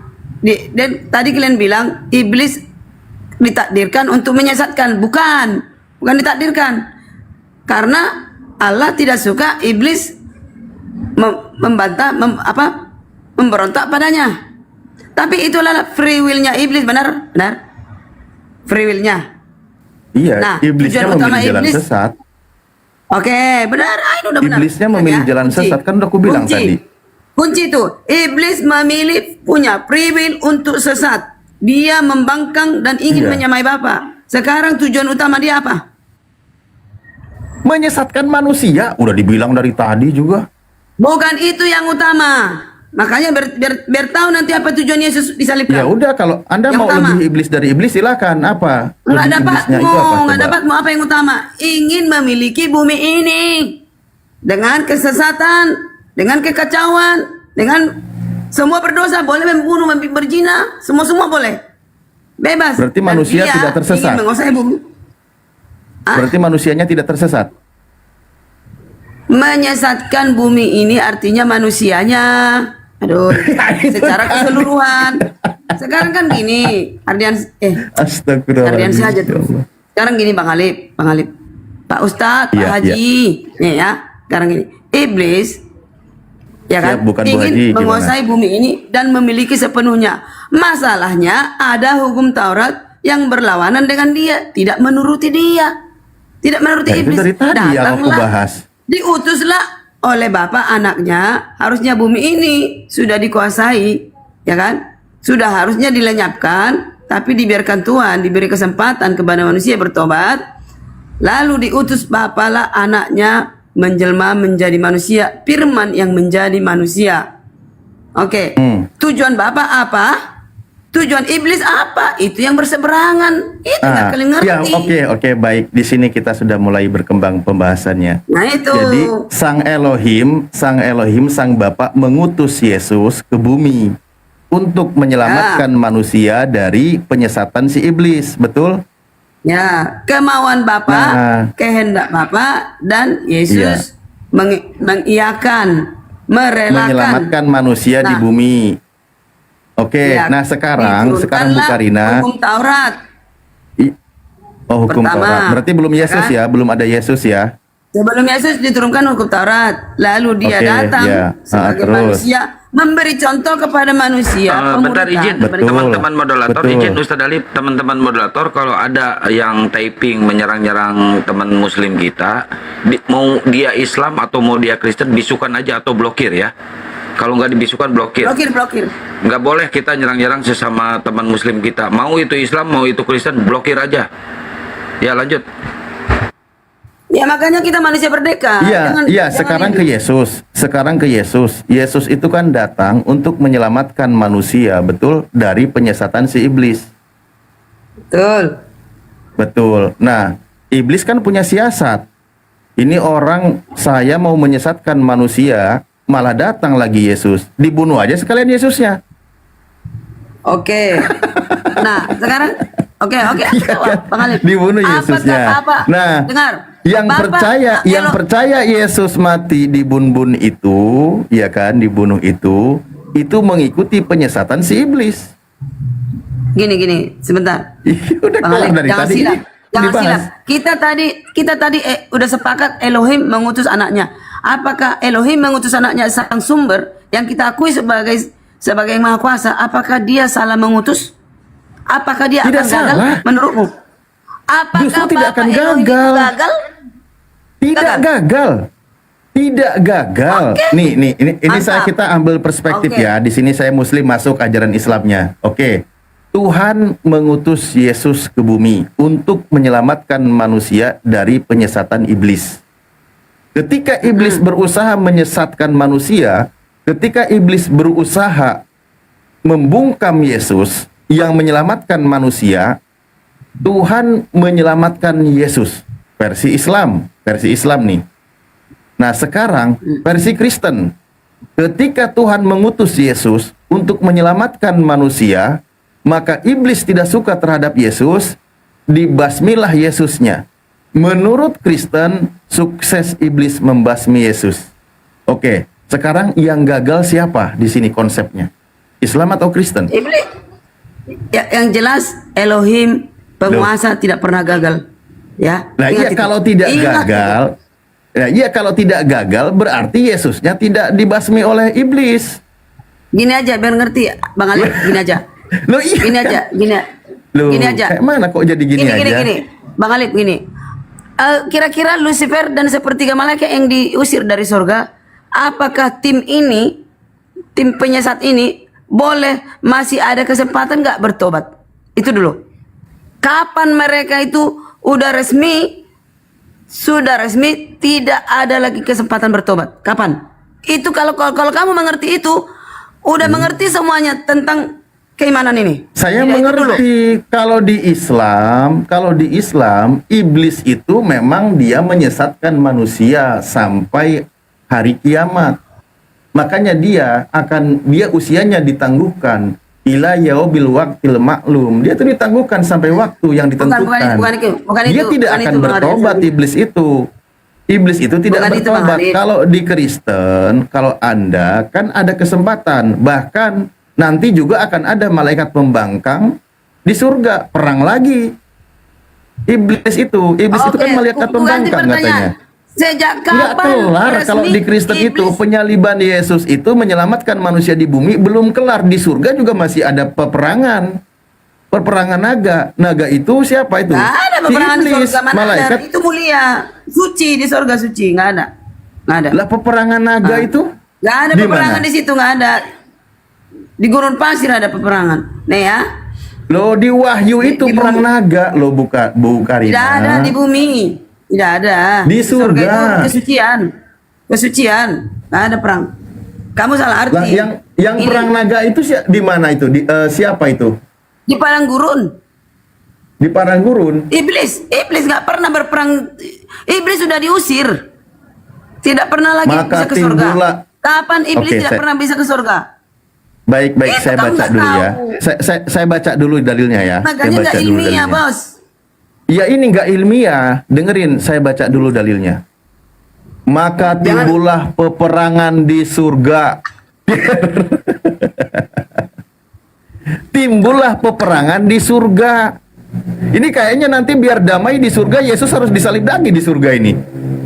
Peperangan itu bukan berarti ada senjata. Wahyu 12 nomor 7. Wahyu 12 nomor 7.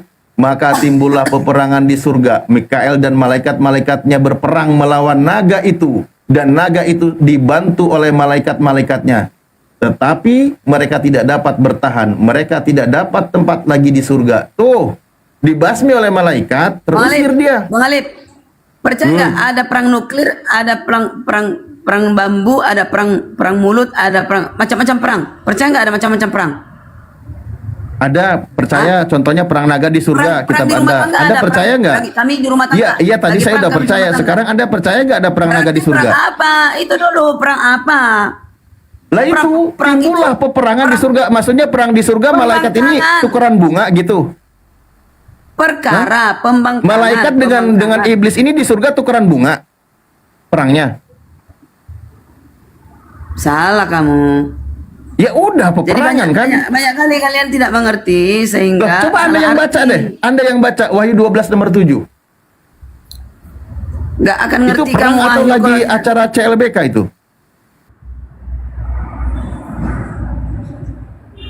Itu dulu Bang Ali. Bu Karina baca. Itu dulu kapan resmi iblis kalah sama Elohim? Di Kristen itu nggak ada kalahnya. Sampai di surga pun masih ada dia, masih perang. Kalau di Islam, iblis itu dia masaknya menyesatkan manusia sampai hari kiamat. Setelah semua makhluk dimatikan, udah kembali iblis. Dia disiksa di neraka bersama dengan para pengikutnya yang menuhankan anak manusia. Itu semua karena Masih mengikuti banyak langkah si pertanyaan belum iblis. bisa dijawab.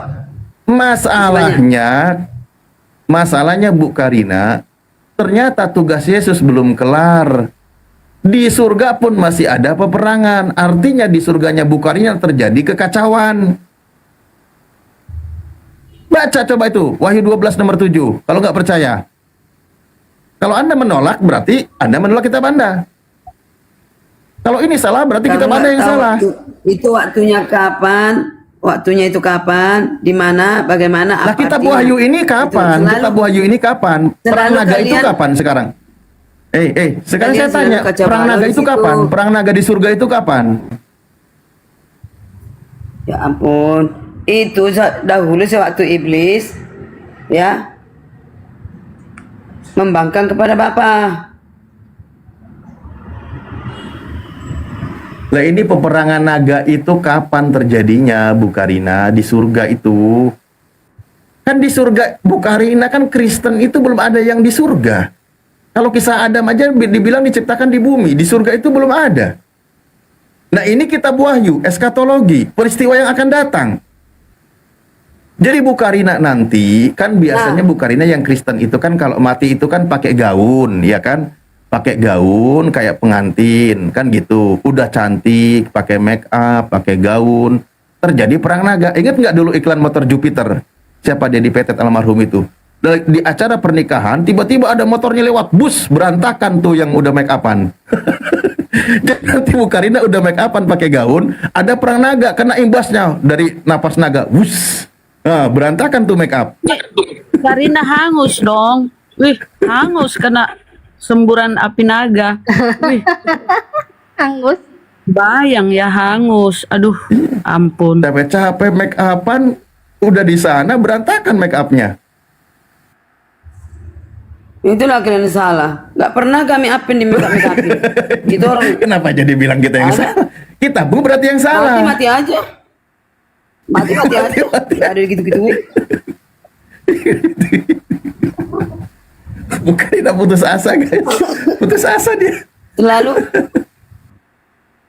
Iya, jangan selalu ngecap semua Kristen, ya kan? Nggak Pokoknya semua Kristen salah, sama. udah titik. Pokoknya Kristen salah, titik.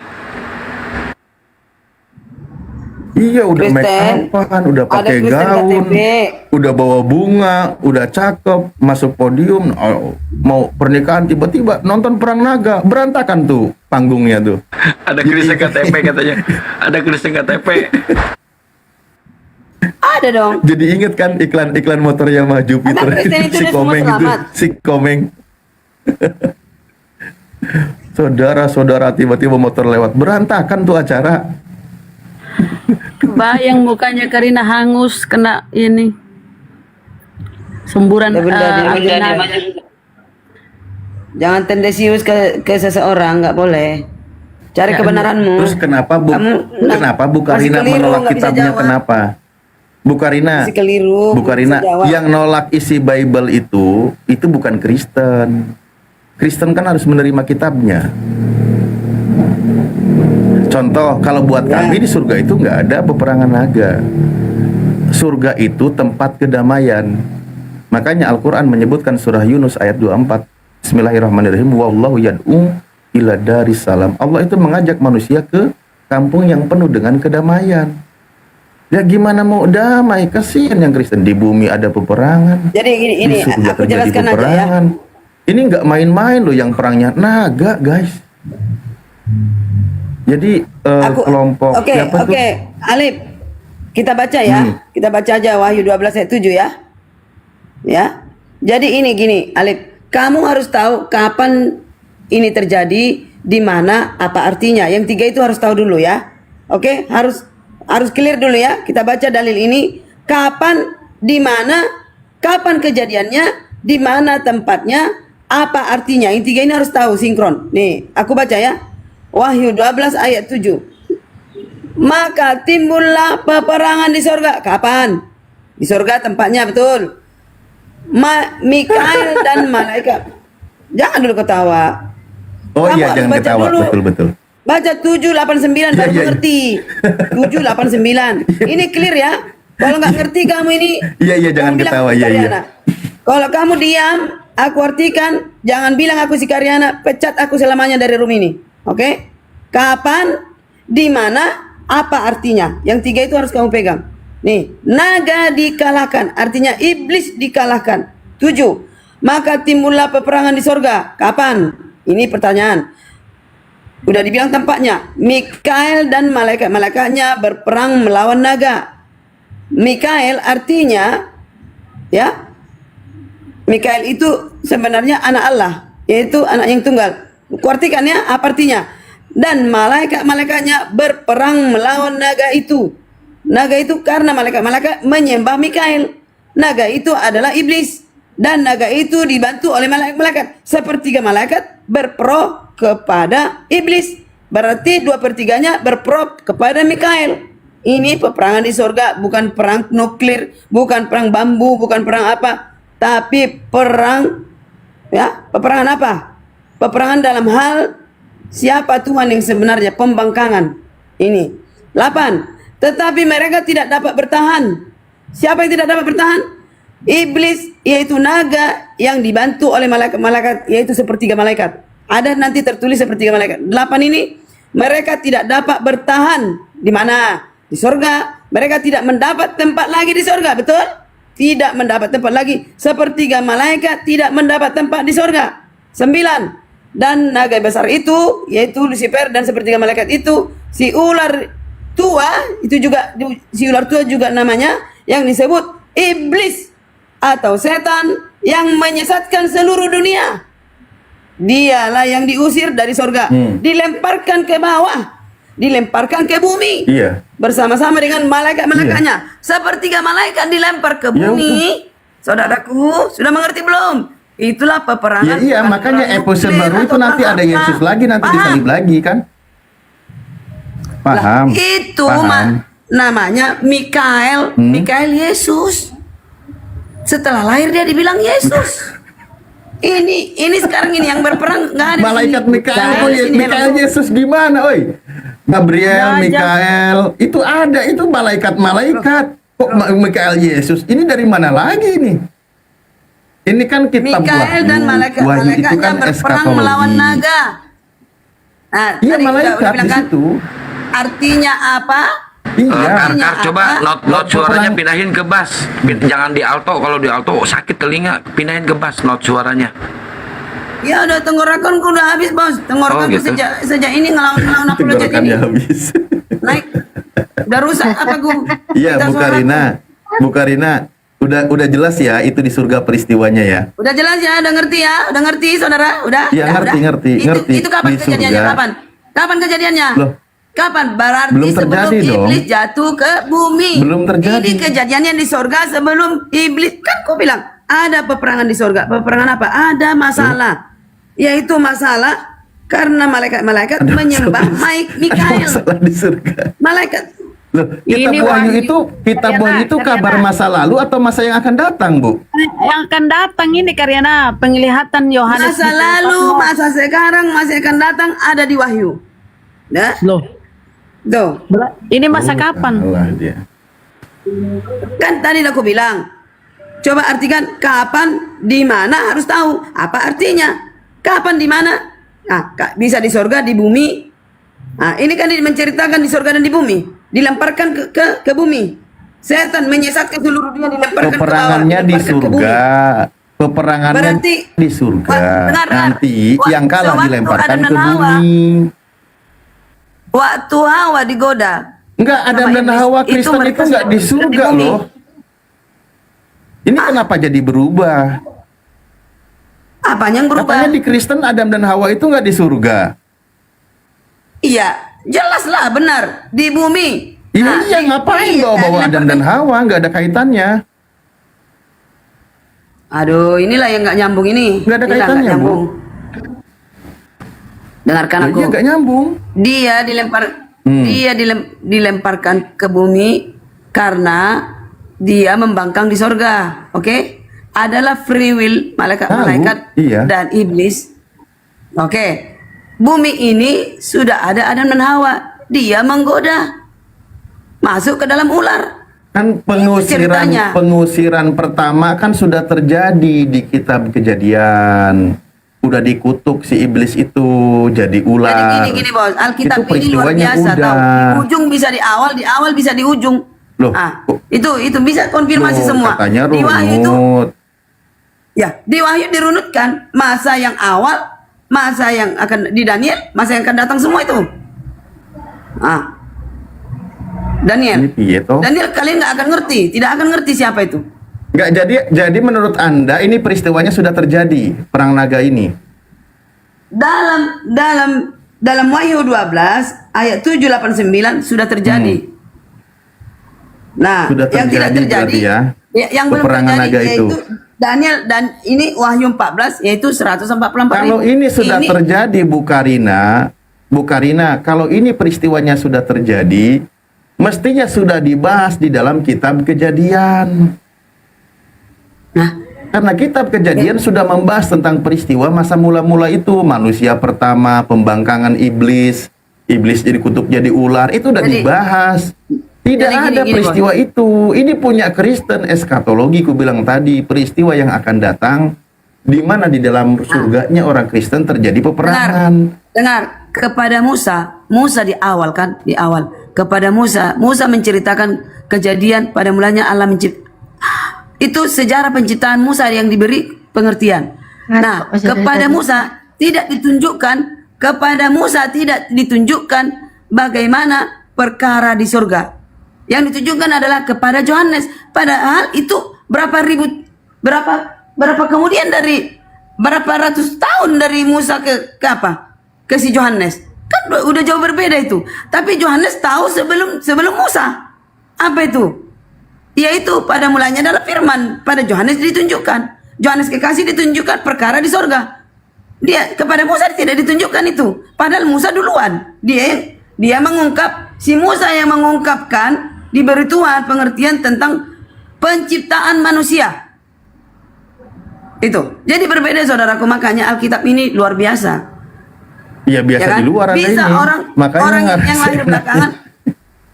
Orang yang lahir belakangan diberi penglihatan, diberi wahyu. Bu, udah. Iya, silakan aja lah, itu Anda punya penafsiran. Sekarang gini, kan. Nabi Tapi Muhammad yang jelas, menjelaskan ada wahyu kitab-kitab sebelumnya.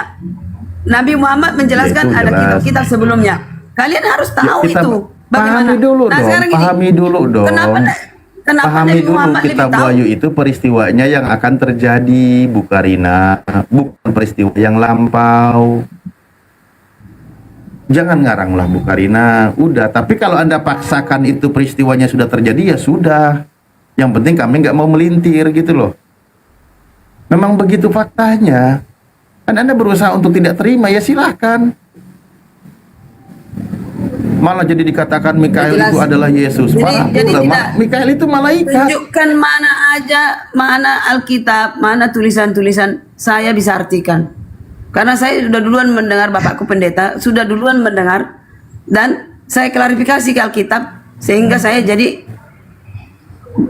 rajin membaca sekarang.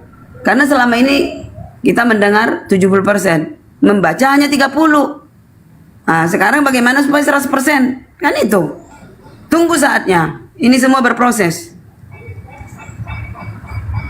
Ya udah, ini belum kalau gitu seberapa ini, coba masih 25% saya tahu. ya, kalau gitu coba bacakan Ya coba jelaskan Amsal 7 nomor 16, 17, 18, 19. Jangan, Silakan. nggak usah itu tentang hikmat bagaimana menceritakan kebaikan Allah. Katanya sudah Apa? sudah ditanyain, jelaskan. Kayak mana sih kok jangan? Itu menceritakan hikmat, ya, bukan tentang nubuatan. Kan memang Kak Natali ada sudah- bahasa sudah biasa, siap, monggo, Kak ada Natali. bahasa perumpamaan, ada simbol, ada nubuatan. Simbol. Ini mau cerita nubuatan atau apa? Gitu. Ah, ini yang akan datang aja nubuatan dibilang udah terjadi, gimana aja nih dari tadi Bu Karyana? Suruh ditanya-tanya aja, dibacain, giliran diminta Udah kali. Amsal 7 nggak mau. Mau bahas Perikop apa? aja. Ya, Mau bahas kalau apa? Amsal 7 nanti Ibu jadi birahi. Siapa Jangan jadi cuma- birahi? Ibu Karyana jadi birahi. Ibu, Oh. Karijina. Bisa aja. Jangan aja, Bu cuma Karyana. casing-casing aja seakan-akan mulia suci, Bu. Kelakuan kayak mana? Ibu Natali udah mulia belum? Kelakuan Udah bebas saya. dari dosa belum? Oh, Bu Natali udah bebas dari dosa belum? ini kenapa sih? Kok kalau mau Masih nanya? melakukan dosa enggak? Shh. Bu Natali, Bu Natali Saya jawab, masih melakukan jawab. dosa enggak? Saya melakukan dosa, tapi dosa saya tidak mengajak begini. Marilah kita memuaskan birahi hingga pagi hari dan bersama-sama. Iya, tapi pelaku menikmati kan? asmara. Pelaku kan? Pelaku apa? Tapi pelaku kan? Pelaku apa? Pelaku birahi. Oh, Pelaku enggak. birahi. Gimana bisa saya Mana lebih melakukan baik birahi ditulis tapi sedangkan tidak di dalam dilakukan? Al-Quran saya saja itu diperintahkan sebagai seorang istri Bu Natali, itu harus menjaga pandangannya, menjaga kemaluannya, dan itulah pedoman hidup para muslimah. Jadi nggak ada Oh, Ibu Natali. narasi-narasi yang membangkitkan ide-ide untuk marilah kita memuaskan birahi hingga pagi hari. Enggak mendesak ada banget kalau sih. di Islam. Nanti pada naksir loh orang ini yang ganteng.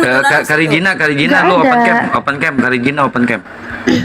Gak mau gua belum mandi gua. Gua nggak rapi Enggak banget. ada. Nah, beda kalau di Kristen, Bu Karyana bacanya Amsal tuh pedoman hidupnya tuh. Ada Amsal, ada Yehezkiel. Begitu dibaca, ya birahi kepada kawan-kawannya Tuh yang kan, bersendal. mengundang dia kan, mengundang Yang dia. auratnya seperti Mengundang dia. aurat Jadi percuma keledai. casingmu itu, Natali, percuma casingmu itu. Casing, loh, Casing saya baca suci. Bible, kan saya kan ngomong sama kamu yang Kristen, Bu. Gimana sih? Untuk Kenapa apa sih? lah casingmu suci, kelakuanmu nggak sesuai dengan casingmu. Kelakuan saya barusan melakukan Lebih baik saya tidak pembacaan berjilbab. Yehezkiel 23-20 Ya, dengan penuh tapi hikmat. kelakuanku sesuai Masalahnya- dengan yang dituliskan. Oh, Nah, dituliskan di di Amsal mana? itu- Itu kan kitab sucimu, itu kan firman Tuhanmu, pedoman hidupmu. Kenapa kok saya yang bilang melakukannya, kau lah yang melakukan? Itu kan Ya, adanya kamu di pelaku, Bible-mu. ditulis di Enggak Amsal, kamu dong, enggak pelakunya. dong. Orang, sebentar, jangan kepanasan, jangan kejang, jangan birahi dulu, ya. Orang itu memilih sebuah kitab suci sebagai pedoman hidup. Pedoman hidup saya itu Al-Quran, kitab suci saya. Itu yang saya pakai menjadi acuan saya. Nah, kalau kamu ada di dalam Bible seperti itu, begitu dibacakan aja, kok langsung panas? Itu kan yang ada di Bible-mu, pedoman hidupmu. Harusnya kamu dong yang ngikutin itu, kenapa malah nuduh saya? Aneh kamu itu. Di saat pedoman hidupmu yang menarasikan kayak begitu ya, auratnya seperti aurat keledai, zakarnya seperti zakar kuda. Itu berarti kan di pedoman hidupmu, Bu Karyana. Terus kalau marilah kita memuaskan birahi itu juga ada di Bible-mu, itu berarti yang menjadi inspirasi yang ada di dalam hidupmu, karena Bible itu pedoman hidupmu. Di Al-Quran nggak ada kayak gitu. Ngapain aku terinspirasi kayak gitu? Di Al-Quran nggak ada Nggak bisa kok. bicara. Kalau dibacakan itu rahim si Karyana berdenyut kencang itu. Oh, kedut-kedut ya. Oh, kedut-kedut Karyananya. Itu kan di pedoman hidupmu Natali. ya. Jadi jangan nuduh-nuduh Natali. saya. Jangan nuduh Natali. saya, karena itu nggak ada di Al-Quran. Jadi itulah orang Kristen harus tahu membedakan mana yang baik, mana yang buruk. Yang buruk ini, yang baik Oke. ini. Jadi kalau kamu Baik. membaca itu kamu jadi birahi, itu kesalahanmu. Enggak. Loh, kok bilang saya jadi birahi gimana sih? Enggak mungkin dong. Itu kan bukan pedoman hidup saya. Ngapain sih jadi birahi? Justru Ya yang saya udah, tanyakan, nggak kalau usah kamu komentari, bilang nggak kita usah harus bisa komentari. membedakan mana yang baik, mana yang enggak. Tolong dong, baiknya apa ya kalau kitab suci isinya seperti itu kemudian dibaca nih sama anak-anak yang di bawah umur, baiknya gimana ya? Baiknya gimana itu? Ketika Natali udah punya suami belum? Udah dong. Sekarang saya tanya kamu nih, Oke. baiknya gimana? Katanya Udah, kalau Tali. diskusi itu ilmiah. Nah, ini saya bahas data Udah bukan Tali, personal. udah permisi belum? Udah permisi belum sama suami tadi di sini on cam? Nggak usah bilang permisi, Udah. permisi. Suami saya sudah izinkan. Ya. Udah cium tangan, udah cium tangan. Oh, nggak cuma cium tangan, cium muka semua seluruh tubuh tak ciumi, udah ya. Kan suami saya sendiri, bukan suami orang gitu loh. Bukan yang suami lagi pergi terus ngajak birahi kan bukan, kan suami saya sendiri nggak Nggak masalah boleh, dong. nggak boleh. Kamu diatur suami, nggak boleh sembarangan. Nggak boleh. Suami saya Nggak saja boleh diatur ngatur suami. kan. Loh, ya memang saya diatur suami, kok nggak usah ngatur saya. Makanya kok nggak usah ngatur saya karena saya sudah diatur suami saya. Sekarang jawab pertanyaan Iya, iya. saya. Karena ya. kamu nggak bisa ke sorga. Hey. Natali nggak bisa ke sorga kalau nggak bawa suami. Panas banget. Nah, dia. kamu ini pansos di sini, kenapa tunjuk-tunjukin muka? Ngapain saya pansos? Kamu belum tahu saya siapa. Kalau saya mau pansos, saya nggak perlu diskusi sama Anda. Saya akan mencari Nggak orang usah yang levelnya diskusi. harus di atas saya. Nggak suka diskusi sama perempuan, nggak usah. Nggak usah. Kalau saya mau pansos, ini kenapa ya? Dari tadi bahasnya nggak bisa bahas data ya, nggak mampu diskusi ya sama mualaf ya, takut ya. Tadi aku jelaskan. Tadi disuruh on cam juga nggak mau, kenapa? Takut Wahyu kalah cantik 12 ya. Memang beda ya. Memang beda ya, mana kafir, mana Islam itu Wahyu beda. 12. pokoknya ya.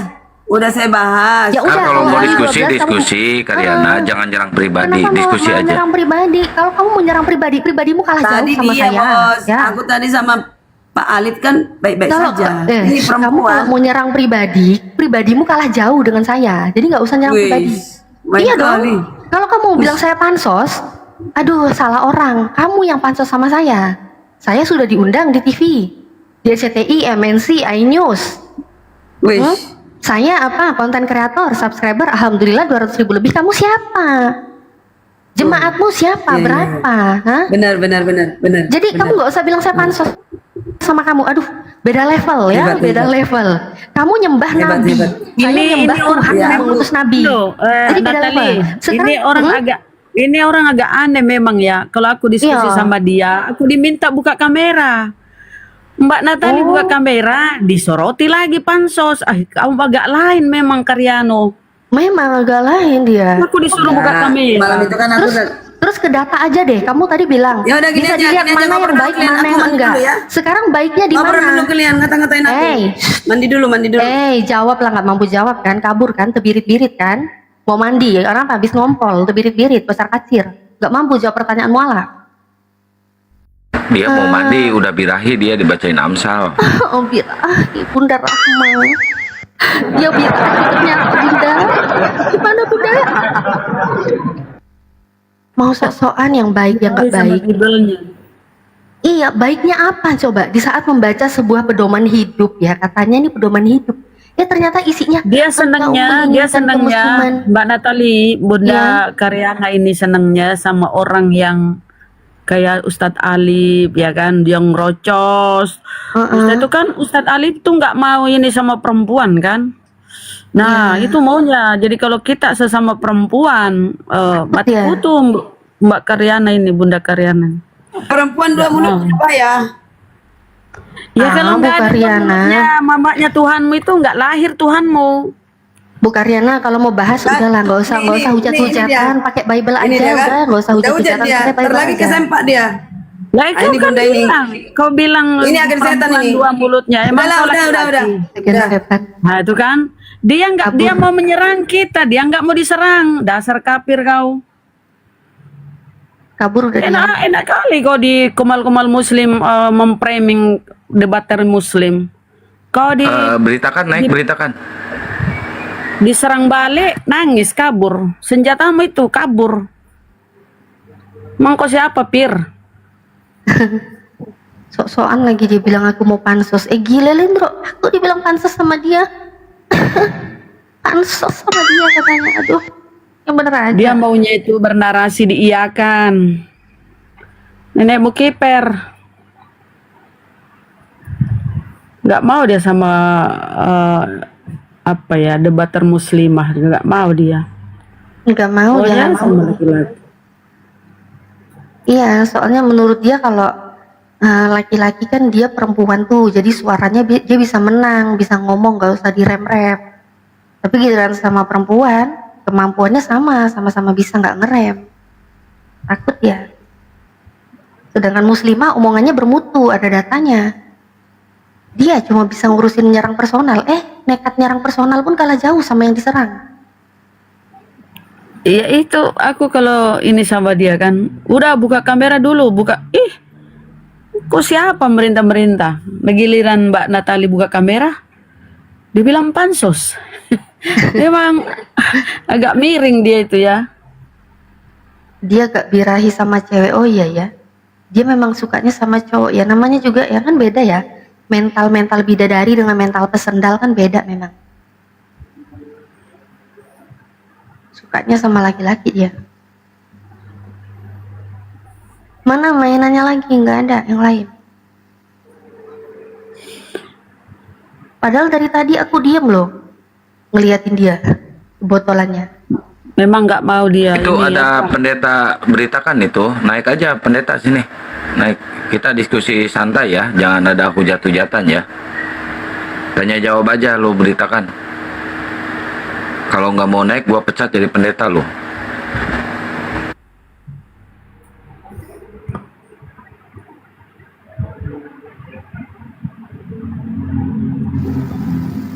Udah dijambak itu.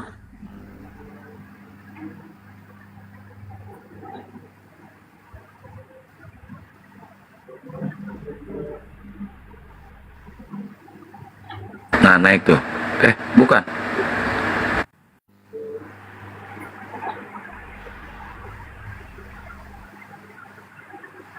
Yuk sambil tap-tap layar di gaspol teman-teman ya. Di posting ulang, di share dan laporannya di gas ya. Terus bagi teman-teman yang ada di YouTube, di TikTok, silahkan subscribe channel YouTube Natalia Riani, Hadijah Hijrah, Al Alif Channel, Ardiansyah Arif, Akang Santang Official, Panglima Apologet Islam. Silahkan ya di subscribe. Bunda Juma juga lab. Julkipli Abbas Official. Bunda Rahma tuh ada YouTube juga. Kan? Oh silakan di report YouTube-nya Bunda Rahma ya, report rame-rame ya, silakan. Aku belum ini ya, belum bisa live TikTok, tapi nggak apa-apa ya, tolong di subscribe saudara-saudaraku nih ya. Aku mau tunjukkan dulu YouTubeku Akang. Tolong di subscribe ya teman-teman nih. Digedein aja. Berapa ya? Pengikutku berapa ya? Apa udah naik pengikutku? Digedein Kang, itu Bunda Rahma Kang. Nah kan. 355 alhamdulillah. Ini udah berapa tahun ya? Udah 4 tahun, 3 tahun. Ini ya teman-teman ya, tolong di-subscribe ya. Saudaraku yang 600. Oten pun boleh ya kalau mau subscribe. Nih ya, tolong di-subscribe. Syukron ya, terima kasih yang sudah subscribe. Oke. Itu ya kawan ya. Makasih, lanjut.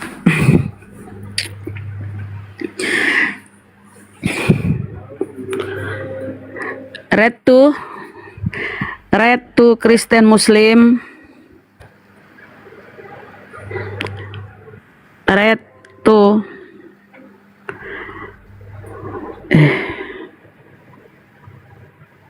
Ini di YouTube ada yang nanya, namanya apa Bunda Rahma? Bunda Rahma Apologet nama YouTube-nya. Bunda Rahma Apologet, saudaraku, saudariku. Akang itu nggak pernah promoin punya aku loh ya, kesian ya. Lupakan terus ya. Aku aja yang promoin. Nggak laku, YouTube-nya nggak laku. Ya kan baru Akang belum live TikTok juga. Ya iya makanya harus live dulu, baru di subscribe. Kalau nggak live ya nggak bisa lah. Ya, subscribe dulu lah, kalau udah 1000 kan udah bisa itu live. Silakan teman-teman di follow ya, di subscribe channel YouTube-nya Bunda Rahma tuh, Bunda Rahma Apologet tuh namanya ya. Silakan digas. Yuk, Bunda Rahma juga suka debat di sini, walaupun Oten suka bubuk langsung ya. Iya, Bunda Rahma Apologet itu ya. Padahal aku kan lembut. Dia aja yang memang on.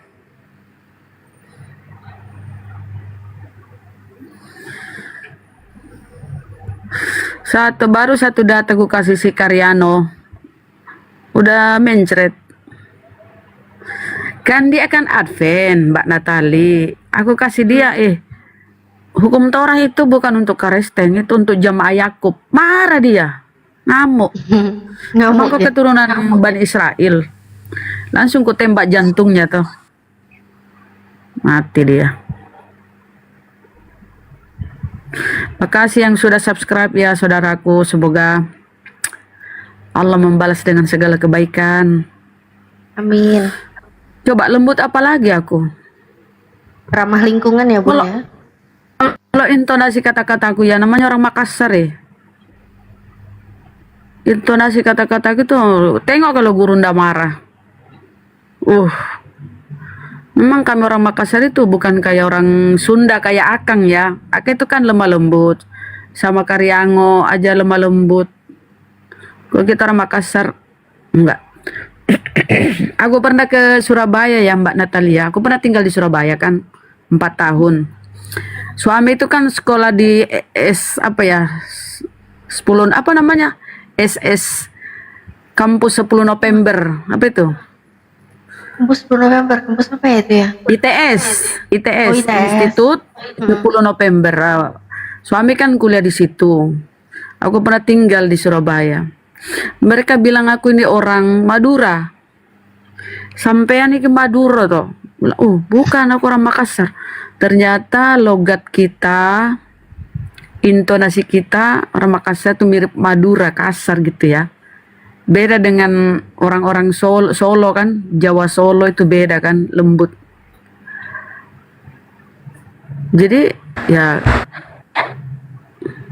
Monggo oten-oten Kristen naik Ji, diskusin Ji, Nah, itu naik Solo. yang santun Ji. Solo. Oh iya, bentar. Iklan bentar dong buat saudara-saudaraku yang di area Malang dan sekitarnya. Insya Allah kita ketemu ya nanti di Masjid Al-Adnan itu di Mall Dinoyo. Insya Allah ada safari dakwah lagi ya. Saya Mu'alaf Natalia Riani, safari dakwahnya tapi deket-deket alhamdulillah di Al-Adnan ya, Masjid Al-Adnan Mall Dinoyo City. Tanggal 28 Desember jam 10 sampai jam 11 insya Allah. Wih, safari dakwah lagi ya, Masya Allah. Iya, insya Allah nanti. Terima kasih yang sudah subscribe ya teman-teman. Mudah-mudahan ini yang 500 subscribe ya jadi hampir 1000 dong. Kuda 1000 tuh udah ini ya.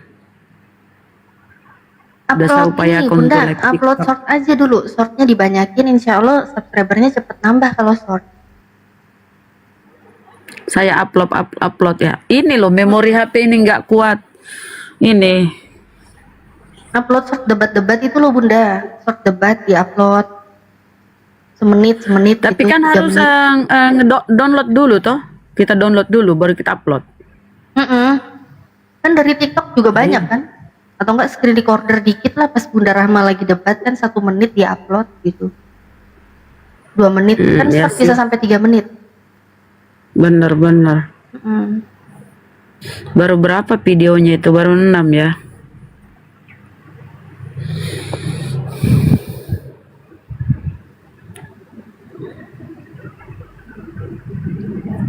Terima kasih yang sudah subscribe ya teman-teman.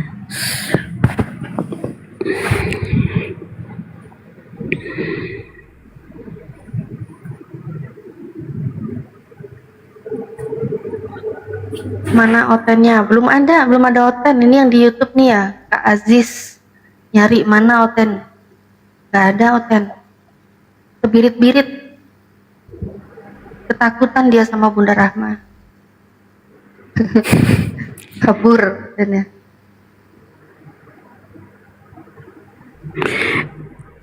Karyana kira Mbak Natali ini Kristen. Dia pikir Natali yang itu tuh. Natalia nggak waras.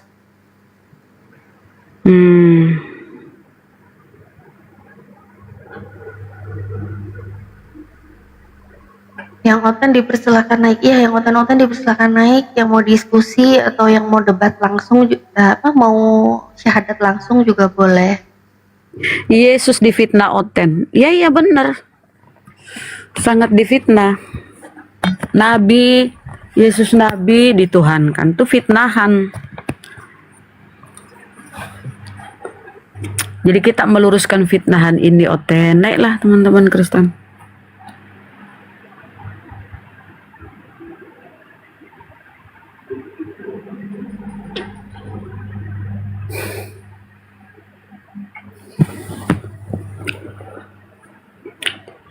Ayo.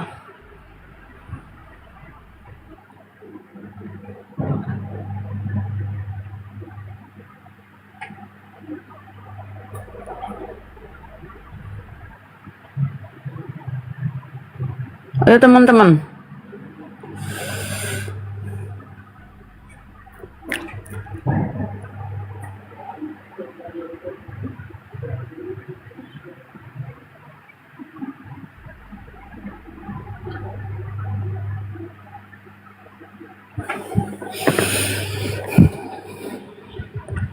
Mbak Mars, assalamualaikum warahmatullahi wabarakatuh. Ayo, naik yuk.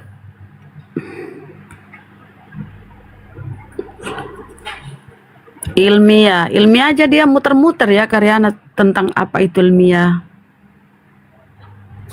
Nggak ada ilmunya banget dia. Wahyu aja dia nggak tahu itu penglihatan yang akan datang. Dibilang udah terjadi. Kocak.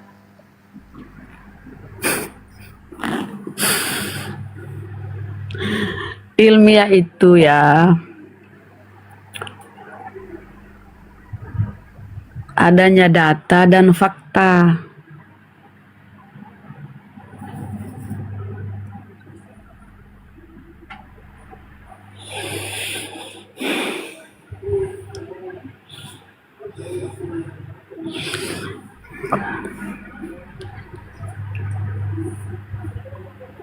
Naikin oten dong biar seru. Yang mana ada otennya? Bunda moderator lah. Coba jambak-jambak. Aku cari udah jambak, udah mata udah ada kiamat ini, tapi palsu ini kayaknya. Ayo yang punya nyali yuk naik. Pilih ya salah satu siapa yang ingin kalian temani diskusi. Kalian bebas memilih loh. Kalau kalian pilih Mbak Natali, kami diam. Kalau kalian pilih Ustadz Alif, kami diam. Pilih Bang Ardi, kami diam. Jadi kami itu tertib loh. Ayo kawan-kawan Kristen. Atau mungkin ini ya, sekarang mereka lagi mempersiapkan kado bingkisan buat Tuhan ya kan, hari jadinya nih, dikit hari lagi ya. Tanggal berapa nih? 22, 23, 24. Oh, kurang lebih 2 hari lagi ya. Kado apa kira-kira, ucapan apa kira-kira yang terbaik ya. Misalnya ucapannya, selamat hari ulang tahun Tuhan, semoga panjang umur, sehat selalu. Lagi bikin kue ulang tahun. Buat Lagi kue. bikin kue ulang tahun Bunda. Ya, cari lilin ya kan. Beli gaun buat pesta. Aduh. Kemarin aku sempat ke rumah mamaku. Mereka buat apa tuh daun? Oh kayak lebaran. Bukan gaun. Oh gaun. Dress. Gaun. Oke. Kemarin aku ke rumahnya mamaku kan. Mereka masih prepare gitu buat Natalan. Kakakku dateng ya kan dari Kediri. Persiapan. Datang iya langsung nge-mall, heboh, beli-beli buat pesta ulang tahun. Ya Allah. Ya Allah. Mau beli-beli baju, mau beli-beli kue. Ya Allah, semoga ini ya dapat hidayah ya mamahnya ya. Amin. Dan kalau kita itu ya orang Islam, itu Allah berfirman dalam Al-Quran bahwa kita akan dipertemukan ya. Di akhirat nanti kita dipertemukan dengan orang-orang yang kita cintai, disatukan, dipersatukan di surganya Allah. Ya, misalnya orang tua kita yang sudah mendahului kita kan. Makanya gini ya, kalau kita sedih, ya kita sedih. Tanggal 22 itu hari ibu ya, hari ini hari ibu ya. Mbak Natali. Enggak ada hari ibuan kata Ustadz Abdul Somad, enggak boleh ya Bu. Nggak boleh. Haram. Enggak boleh ya. Enggak boleh. Jadi kalau saya ya kan ibu sudah meninggal, orang tua keduanya sudah meninggal. Kalau sedih lagi berdoa sedih tuh ya, sholat berdoa, keinget kedua orang tua itu, jadi senyum. Kepikiran apa? Kelak saya akan dipertemukan di surganya Allah. Senyum. Tenang. Nanti Bunda Rahma di surga nengok ke neraka. Halo Karyana, si Karyana lagi direbus di neraka, lagi pargoy. Halo dadah. Dapat yuk Karyana. Kena tiup naga, dia. Kalau ada Karyana ngomong gitulah. Kalau pasti panas hatinya. Jadi itu ya teman-teman, kita akan dipertemukan dengan orang-orang kita cintai. Itu janji Allah dalam Al-Quran. Jadi senang ya. Jadi saya senyum sambil berdoa. Kita akan dipertemukan dengan kita pada akhirnya akan ke sana kan. Pada akhirnya semua yang bernyawa itu akan mengalami kematian. Kita akan ke sana dipertemukan. Tersenyum lagi kita. Tapi kalau Kristen nggak ada konsep begitu. Daging dan darah tidak mendapat tempat di surga katanya. Itu mereka hidup secara roh seperti malaikat. Jadi kalau roh dan kerjaannya cuma memuja-muja katanya. Di Bible ini loh. Gimana dong kalau mereka secara roh kayak malaikat? Mereka seperti malaikat. Terus apa jeripaya selama dia hidup di dunia? Amalannya, ibadahnya. Ya, apa yang mereka peroleh?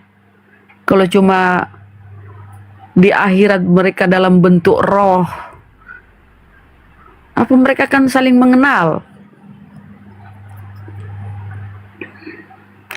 Sedih ya, apalagi Mbak Natali kalau orang tuanya masih dalam keadaan seperti itu ya Mbak Natalia. Iya, sedih banget Bun. Ya, doakan di setiap sholat, semoga orang tuanya itu ya terutama ibunya itu ya mendapat hidayah.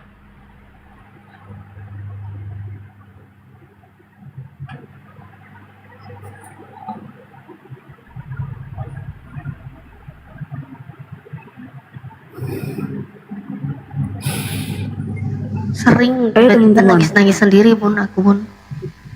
Gara-gara kebayang orang tua masih kafir, jangan sampai mereka meninggal dulu masih kafir. Masya Di Allah. akhirat gak bisa sama-sama. Sedih memang sih ya. Tapi aku saranin ya kepada teman-teman Kristen yang nyimak. Yang nyimak di bawah itu ya kadonya itu yang mending baju. Ku tengok itu ya setiap ada patung Yesus tuh di gereja-gereja tuh nggak pakai baju. Mending bingkisannya baju gitu loh, biar agak sopan tuh di gereja ya. Jangan Masa gitu, Tuhan Bunda. nggak pakai baju? Jangan gitu Bunda. Ya kan biar agak-agak ini. Coba yang lain pakai baju rapi, ya kan? Ya Tuhan ini nggak pakai baju. Udah itu patung itu. Kalau itu patung, masa pakai baju? Biar agak sopan, Akang.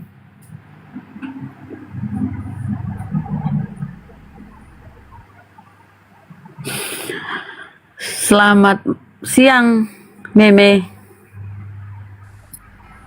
Meme, selamat siang, Kristen Muslim. Namanya juga kurang ajar kayak gini. Namanya ganti yang bagus dong. Ada musik lagi. Itu punya mamanya itu.